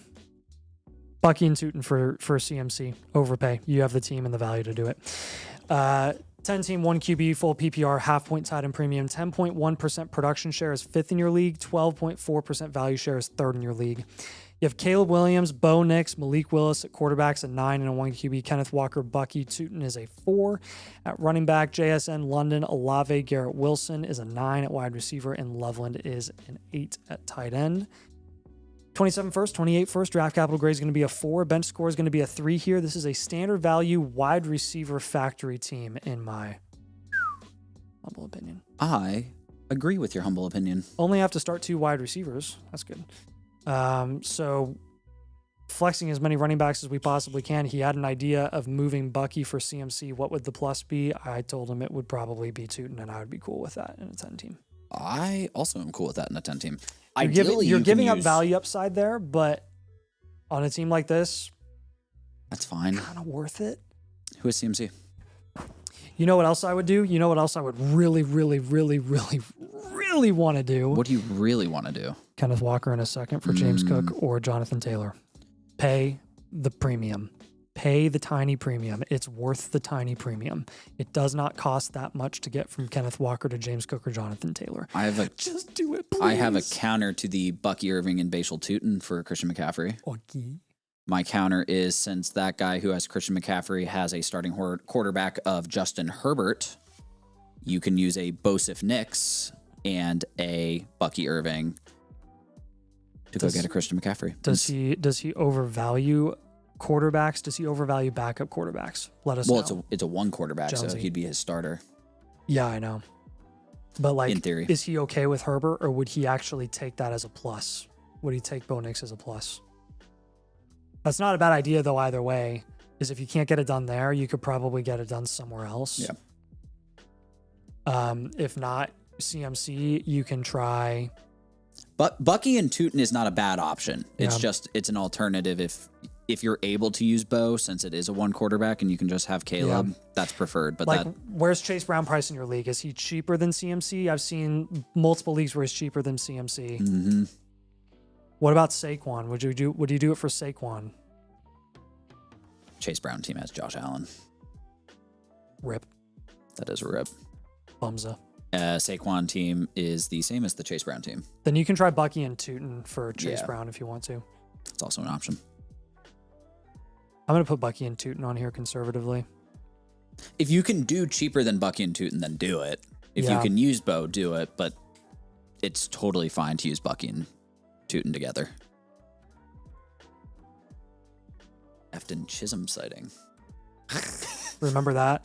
That's what I'm wondering if like Cyrus Allen is anything. Cyrus Allen just Efton Chisholm? I think Cyrus Allen is not Efton Chisholm. Okay. Because Efton Chisholm was never good. Hindsight's 2020. And then I think our third move here is going to be okay, we're gonna take Garrett Wilson and a first, or do we want to take London and a first and go get Puka or Chase? He said JT is probably not possible, but James Cook could be realistic. Do it. James Cook it is.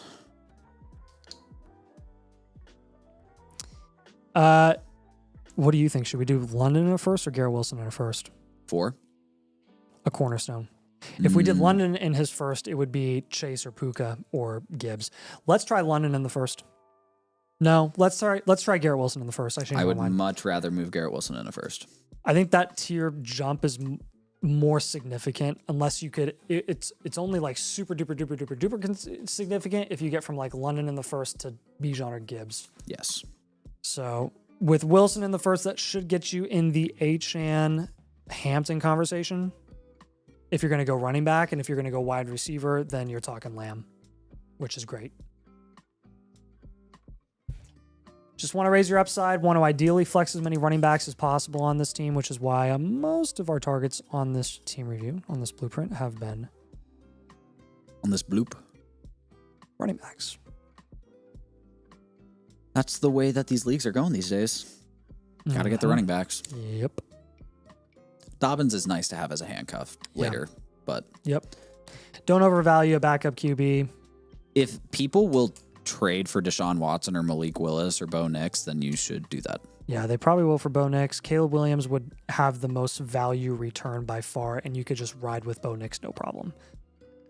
Caleb Williams would be the one that carries a significant amount of value in a 1 QB. Bo Nix is right on the verge of carrying some value, but not a ton. Yeah, if you can use Bo Nix to go get James Cook on that team who has Jalen Hurts as a starter, and he doesn't believe in Jalen Hurts, I love that. Yeah. Or Caleb, that's fine. Sometimes it's really tough to move QBs in a 1 QB, especially in a 10 team. Having been there's just so many of them. My first league is 1 QB, and it's impossible to move quarterbacks unless you're like, there's 5 that people want, and that's about it. Yeah, it's just so hard to move quarterback. And then the only ones that people want, people won't trade. It's like if you want to get a Josh Allen, you'll have to overpay relative to what his actual cost should be. Yeah. Which is why we're always leading with in stuff like this. If you can use a quarterback, then do it. But here's the realistic scenario that would follow. Right. Which is not moving the quarterback. Yeah.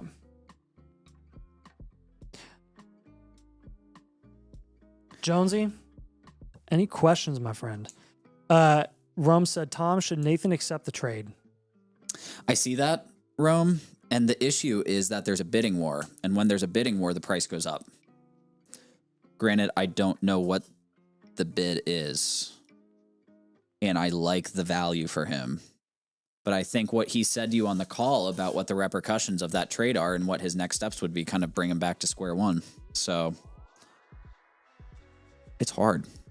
But I did tell him the epitome of a fair trade is one that's hard to accept or decline. So I think it's fair, but we will see.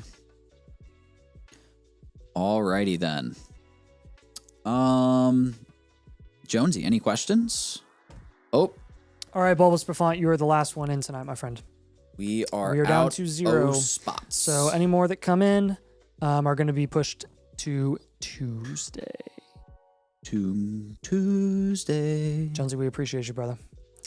Thomas Faust, Wide Receiver University, say hey if you're here, my friend. Oh, he did ask real quick. Thoughts about trying to get Waddle or moving Wilson for Javonte and Marv? Ooh. Wilson for Javonte and Marv. I don't hate it, and I don't love it either. Garrett Wilson for Javonte and Marv on that team that we just did. Yeah. That's his lineup. You don't need to down tier. We have you up tiering like crazy. Yeah. Don't down tier. What's up, Thomas? He's here. How's it going, man? Wonderful. Wondrous. I don't have a draft pick until 2029, but I think I've put together a great team. I'm just unsure about my RB depth and obviously QB3. Wide receiver university. That, I would agree, is a university for wide receivers. 10-team. Yeah. 2 quarterbacks. Start 11. Gosh. Brother, he probably would have won flex night on the wide receiver. He would have won the wide receiver. Maybe? No. The other guy That's had like the 4 deepest at the wide time. receiver room I've ever seen. It's probably one of the deeper ones I've seen, yeah.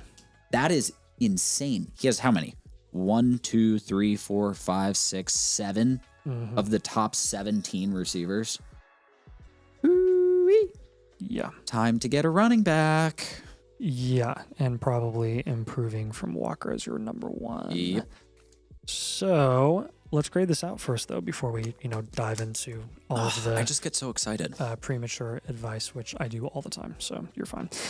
10 teams, super flex, full PPR, halftime and premium. 11.6% production share is 4th. 15.4% value share is 1st. Drake May, Patrick Mahomes. I'll give you an 8 there. Walker, Saquon, Bucky, 7. Amon-Ra, Jefferson, Lamb 10. 10. Tyler Warren's a 7. No draft capital. Draft capital grade is a 0. Bench score is a 3. Yeah, Thomas, that's an understatement. It's a very good wide receiver room. What are you thinking about here? Enhanced or elite? Oh, with that running back room, I struggle. I know, and no picks. No picks. Let's go enhanced. It toes the line. You do toe the line. Enhanced value, wide receiver factory. Yeah. Rome says that if you think the other offer is better, then accept it, but it's not. And then Turndog said that my voice is mellifluous, which is one of the first times I've had to Google a word recently, and I say thank you for that. It's very nice.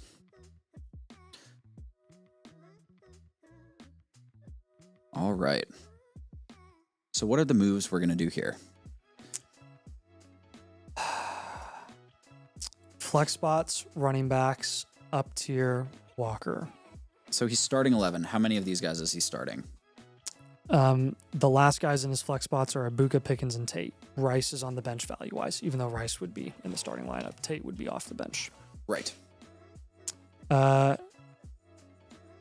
First things first. Let's move some of this wide receiver value around and get some productive running backs and tiers that we like. Chase Brown. Cardinal Tate, bye-bye. James Cook, hello. Oh, hi there. I don't have Caleb Douglas. Actually, honestly, Ibuka is more movable right now than Tate is. So move Ibuka for James Cook, Jonathan Taylor. All right. We will not factor in Caleb Douglas here, and I think that'll be okay. He said he doesn't know why he's on there. Caleb Douglas does weird things on the site sometimes. Does he really? Yeah. That's weird. It's very odd. Okay. Good to know. Yeah. Next move is going to be Justin Jefferson and Bucky Irving for Bijan or Gibbs. Get Bijan or Gibbs on this team, please, for the love of all that is holy. Bijan, Gibbs.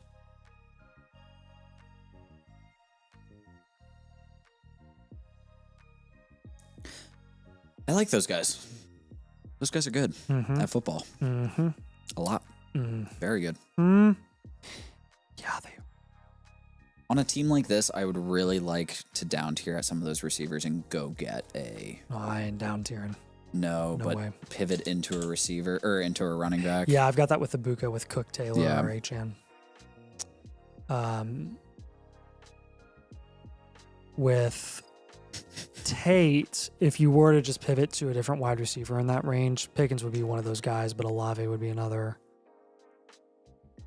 There's just nobody else there really outside of the running back. So Tate's a tough one right now. And you don't even have to start him. You have Rashee Rice. I think another thing that I would consider here if I were you. Who has Bijan?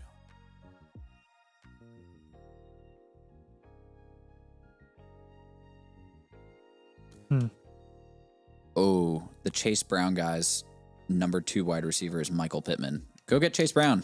Yeah, that would be sick. Go get Chase Brown. Yeah.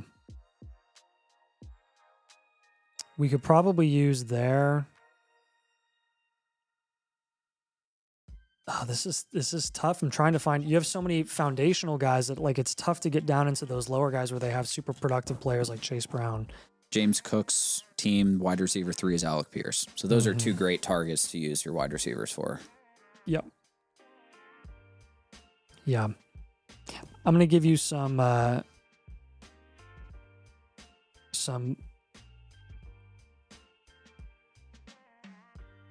Bucky and Tate. I'm gonna do a Bucky and Tate up tier. If you can't do the Bucky and Jefferson up tier, that's what we're gonna do. So we'll take Tate and Bucky. If you can't get the Jefferson Bucky done for Bijan Gibbs, next best move would be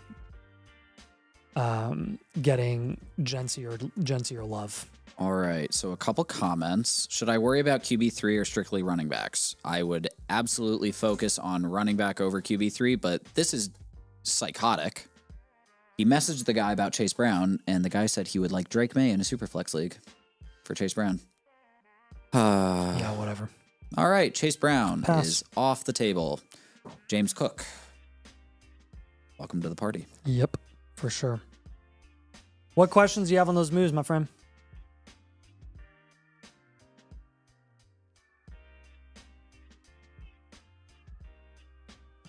Any preguntas? Para nosotros.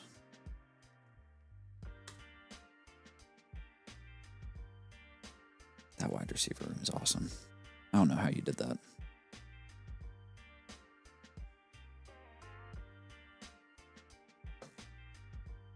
Cool. Alrighty. It's got you giggling over there.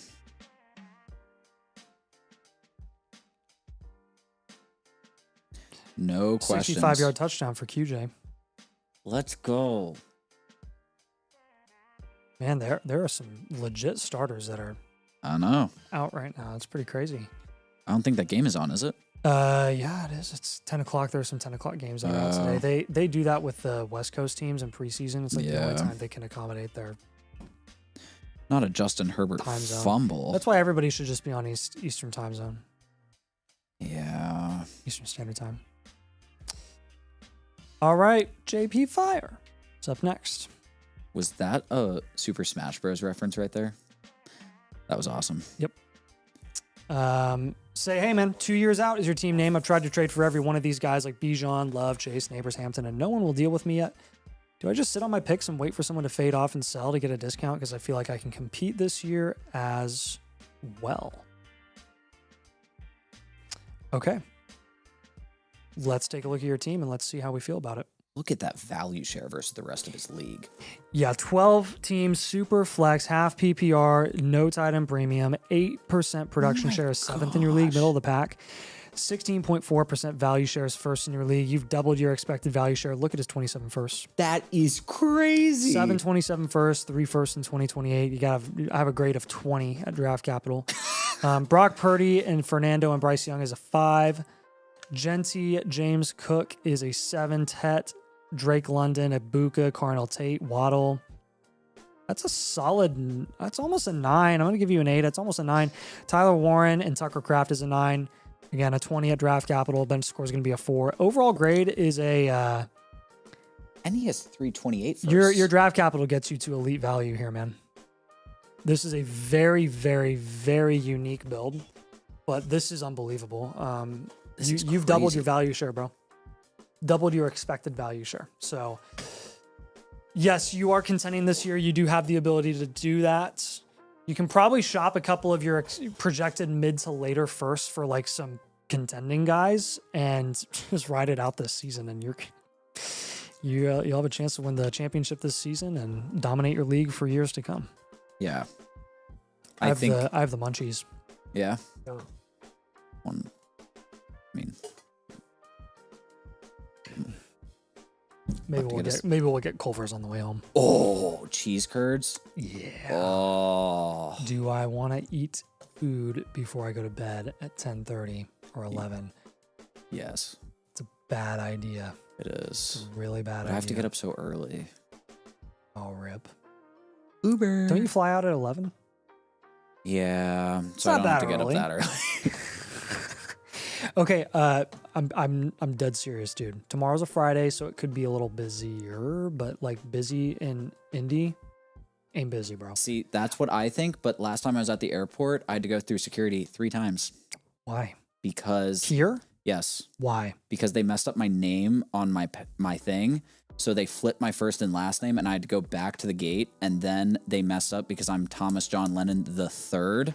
They forgot to add the third, so then my last name was just Lennon instead of Lennon space I. So then I had to go back and fix that, and then I had to go That's through hurting again. my brain just thinking about that. Yeah, it was Shut awful. up. Anywho, you certainly can compete, but that doesn't mean to sell low on your picks or anything like that. Yeah, no, but we will take Tet McMillan in a first, and we're going to go get a cornerstone wide receiver that we really, really like for sure. Basically, the first that we're going to want you to shop here are going to be the ones that are expected to be mid to late, not the ones that are expected to be early, if that helps.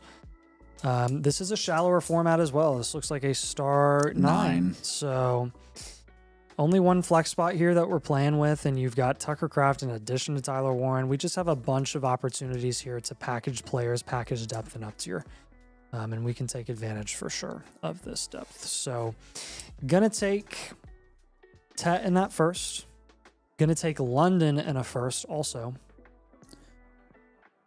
And we're gonna go get Chase, Puka. Nope, Chase is off the board. All right, we'll take Puka, JSN, or Gibbs. Or Bijan. Bijan's off the board. Gibbs. Thank you. You're welcome. You are literally my Avery right now. I'm about to kill you. Tet McMillan in the 27 first should get you into Amon-Ra Jefferson conversations. Neighbors as well. Anyone competing that doesn't have a tight end? Ooh. Yes. The guy that has JSN is competing, and Isaiah Likely is the starting tight end.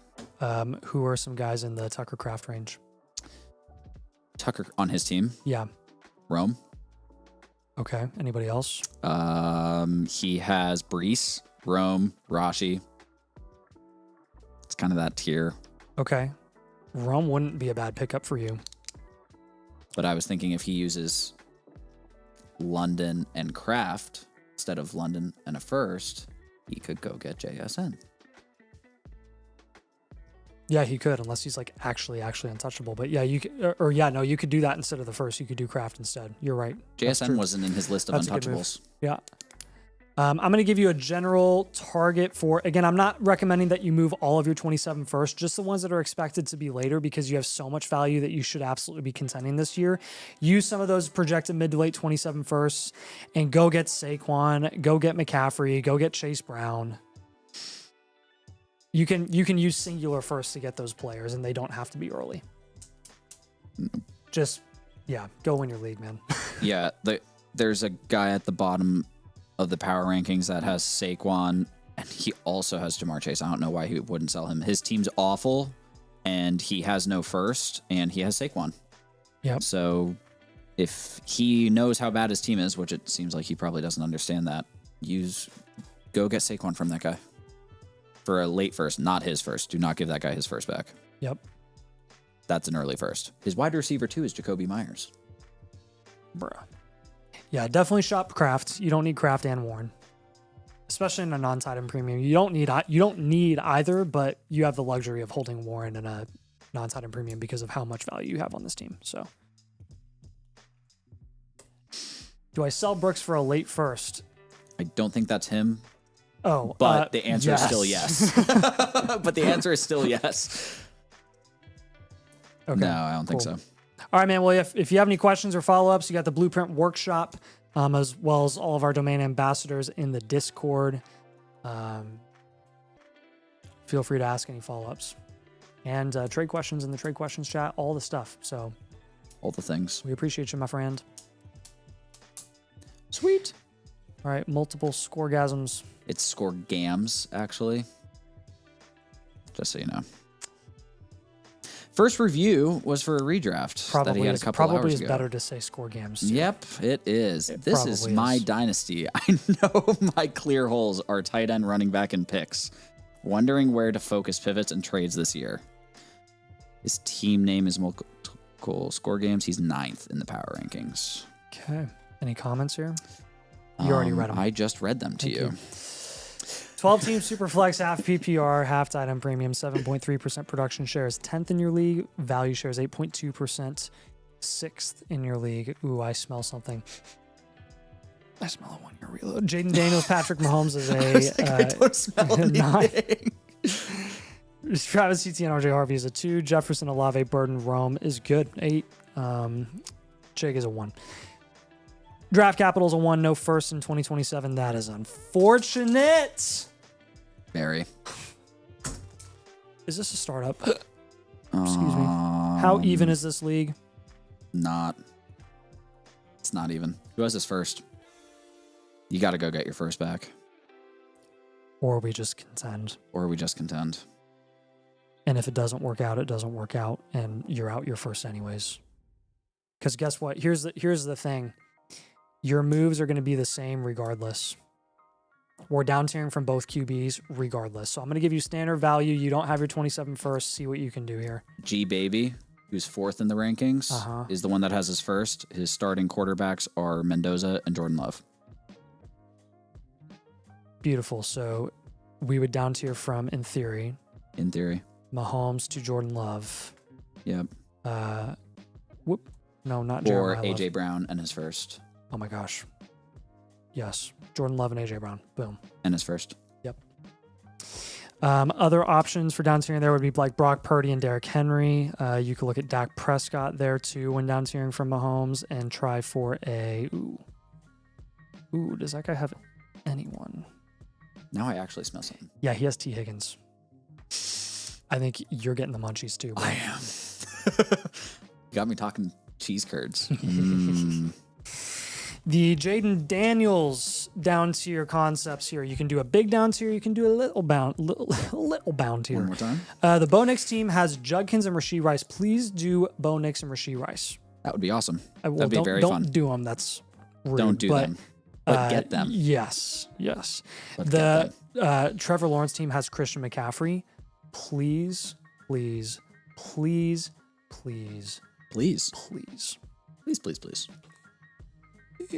My voice is gone. It's okay. I'll help you. Is dead. The Jackson Dart squad, if you were to do an Incy Weensy down tier, would be like Dart and really Scattaboo or Saquon. Either of those would be really So good probably for you. Scat. I prefer Scat with his build. Saquon would be ideal, but he's a little more expensive right now. Last move is going to be a pivot from one of our upside premier guys. Move one of Burden or Rome. You choose. They're getting pretty close in value. Burden's a little bit pricier than Rome is. You only have to start 2 wide receivers here. If you can move Luther Burden for Chase Brown, just do it. If you can move Luther Burden for Lat McConkey, just do it. If you can move Luther Burden for Garrett Wilson, honestly, he's a bit safer. Or Nico. What were you going to say? I was just going to say do it. Oh, sweet. Okay, cool. No. I think that all of your value is in your quarterbacks. So you just got to figure out how to down tier off of them. I know you're probably worried about tight end, but I don't think we care personally. If you really want to like try and figure out your tight end, you could try and use Josh Downs to go get Goddard. But like, I don't think your tight end is anywhere close to your biggest worry right now. Yeah, I'm not concerned about tight end at all. Like guy at the bottom is Goddard. Yeah, I don't care about it. You can maintain quarterback insulation without a without holding a top option. Make sure we're prioritizing wide receiver and running back here.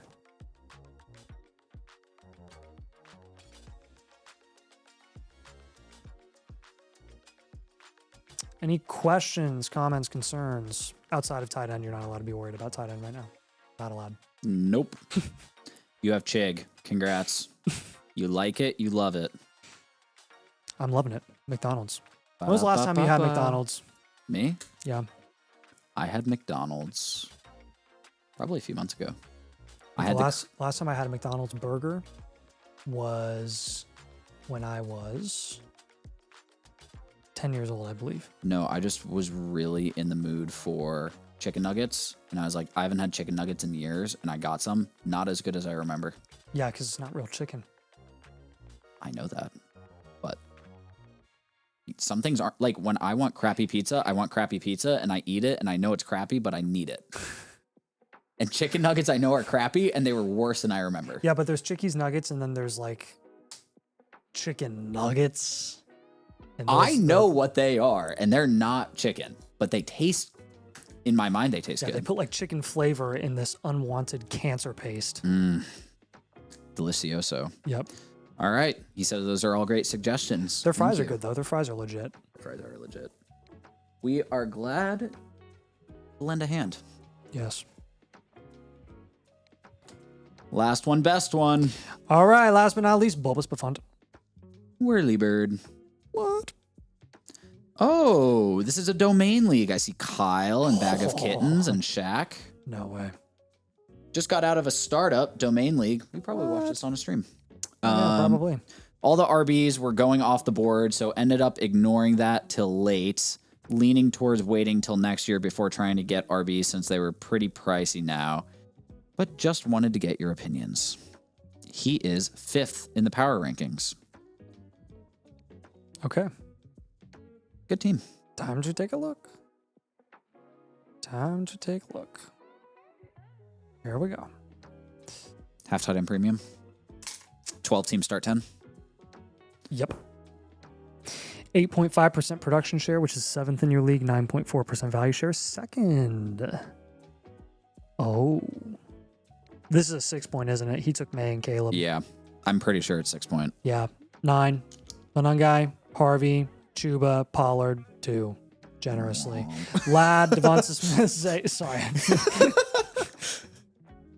I'm being like intentionally mean tonight. I think it's kind of funny. Lad, Devonta Smith, Zay Flowers, Michael Pittman is I'll give you a 5. Colson Love and Harold Fannin is a 9. Yeah. It could be a 10. 27 first. But you don't have Powers or McBride, so this actually sucks. So it's actually a 9. 27 first, 28 first. Draft capital grades a 4. Bench score, yes, it's 6 point. Bench score is a 1. Okay, good to know. Standard value. 2 is better than I expected. This dude is a domain league. You can't sell the quarterbacks. What do I do with this? You got to try. Whirlybird, what do I do with this? You try. No. And then you try again. It's impossible. It is impossible in a domain league. It is impossible unless you trade him away straight up for somebody else. Okay, what about Bag of Kittens? He has Malik Willis as his QB2. And probably intentionally. Knowing this domain league. Probably. Is anybody... what about like... Whirlybird, tell me, are you stuck with your QBs? What about Shaq? Shaq is starting Mendoza and Daniel Jones. How did a Bag of Kittens do that? I don't know. What happened? I don't know. I don't have the answers. He was the one that was probably driving up running backs. Yeah. I think remember when we watched that startup and Price went in the 4th? I think he took Hampton, Achane at the turn, and then Pickens in the 3rd, and then Price in the 4th, and then Waddle in the 5th. But remember we watched that startup and Price went in the 4th, and we were like, what is happening? Early. Yeah, I think that's what it was. That's very possible. Sell Fannin, and that's it. There's more, I promise. Yeah, more to this. Fantastic we offer. definitely have to sell Fannin. Honestly, you could sell Loveland and hold Fannin. You cannot get. I remember this draft, dude. You cannot get running backs You're not contending this year. You can't get him. It's okay. That's fine. So You we're wait. going to go 1 year reload dual elite QB. We're going to build for the future. This is all coming back to me. This is like Avery was crashing out. This was the one I was before like, his league, and he was like, twitching. Yeah. yeah. Yeah. This was when Jetta went at the 212, and he was tweaking. That's what it was. Yep. Okay. It's flooding my memories. Okay. Move time. Yeah. Fannin it is. I think it's one of Fannin or Loveland. If you can get a significant pay on Loveland, then it's You'll get a big pay for Loveland. You won't get a big pay for Fannin. and that's fine. I would prefer to move Fannin, but sometimes the market is what the market is, and you have to move the guy that is going to get the overpay. Where did you draft Fannin? Can you get somebody good? That was one after the 212 Jettas, I believe. Yeah, Loveland, you can get somebody good for Loveland. Okay, You can definitely do that. Okay, next up. Have we been told whether he can move QBs or not? He has not mentioned it, but I think we know his answer. Okay.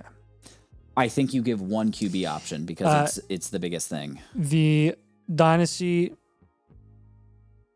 League contenders better freaking pay up for Devonta Smith, bro. They really should. They better pay Quinshawn Judkins. They better pay Mekhi Lemon. They better pay Jordan Tyson. Okay? Excuse me. They also better pay up for Michael Pittman and Tony Pollard, because we're going to move those guys. It's disgusting, but it's true. That's right. It is true. We're going to go get Kenan Sadiq. We're going to go get We're getting Sadiq. Ty Simpson. I like Ty Simpson. We're going to go Nobody get... has asked about my QBs. Have you asked them about wanting your QBs? Have you initiated those I am talks? not. I'm legit. I'm not even going to entertain it. The atrocities that he is going to get offered when down tiering from Drake May and Caleb Williams, it's not worth it. You signed up for it, and honestly, you're going to score a lot of points in a 6-point with both of those guys. So whatever, you can hold them. Like it's not your fault. It's the way the market is in dynasty leagues right now, especially one that just happened recently. Not ideal, but always keep in mind if you can get a decent value for them, then that might be the move. Yeah. Go ahead and go get Jordan Addison. Target him. I like Jordan Addison. Okay. Who's going in the Fannin range? Anybody of interest? A first-round pick. Just go get a first-round pick for Fannin. Yeah. That's fine. Yeah. It can be a late one. That's fine. Yeah. If you were to shop Loveland in a half-point tight end premium, legit, you should be getting Tet McMillan. Yes. You should be getting George Pickens. Tet McMillan's probably going to be the guy that you end up getting, though. That guy has Pitts as his starting tight end. That's not a bad idea. Go get Tet. Yeah. I'm basically giving you Tet or Pickens. If you don't get one of those guys, hold Loveland, because you're not going to get a running back. They're all overpriced in that range. And then instead, what you can do is shop Phantom for a lower end wide receiver like a KC or something like that.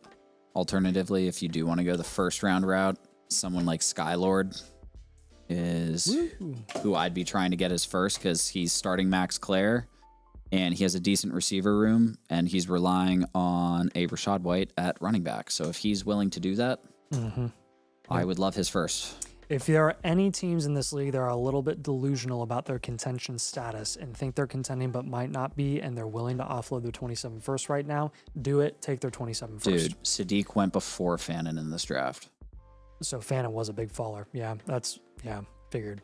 So that's why I gave you Loveland as the move instead of the Fannin move. I figured Fannin fell in a domain league. Oh my goodness gracious. So, yeah, ugly, gross, annoying. Mr. Bulbous. Buffont. / Whirlybird. Any questions? Nathan, can we get a Cosmere progress update? Bon Peefy? No. What do you mean? Cosmere as in cosmic brownies? I'm really hungry right now.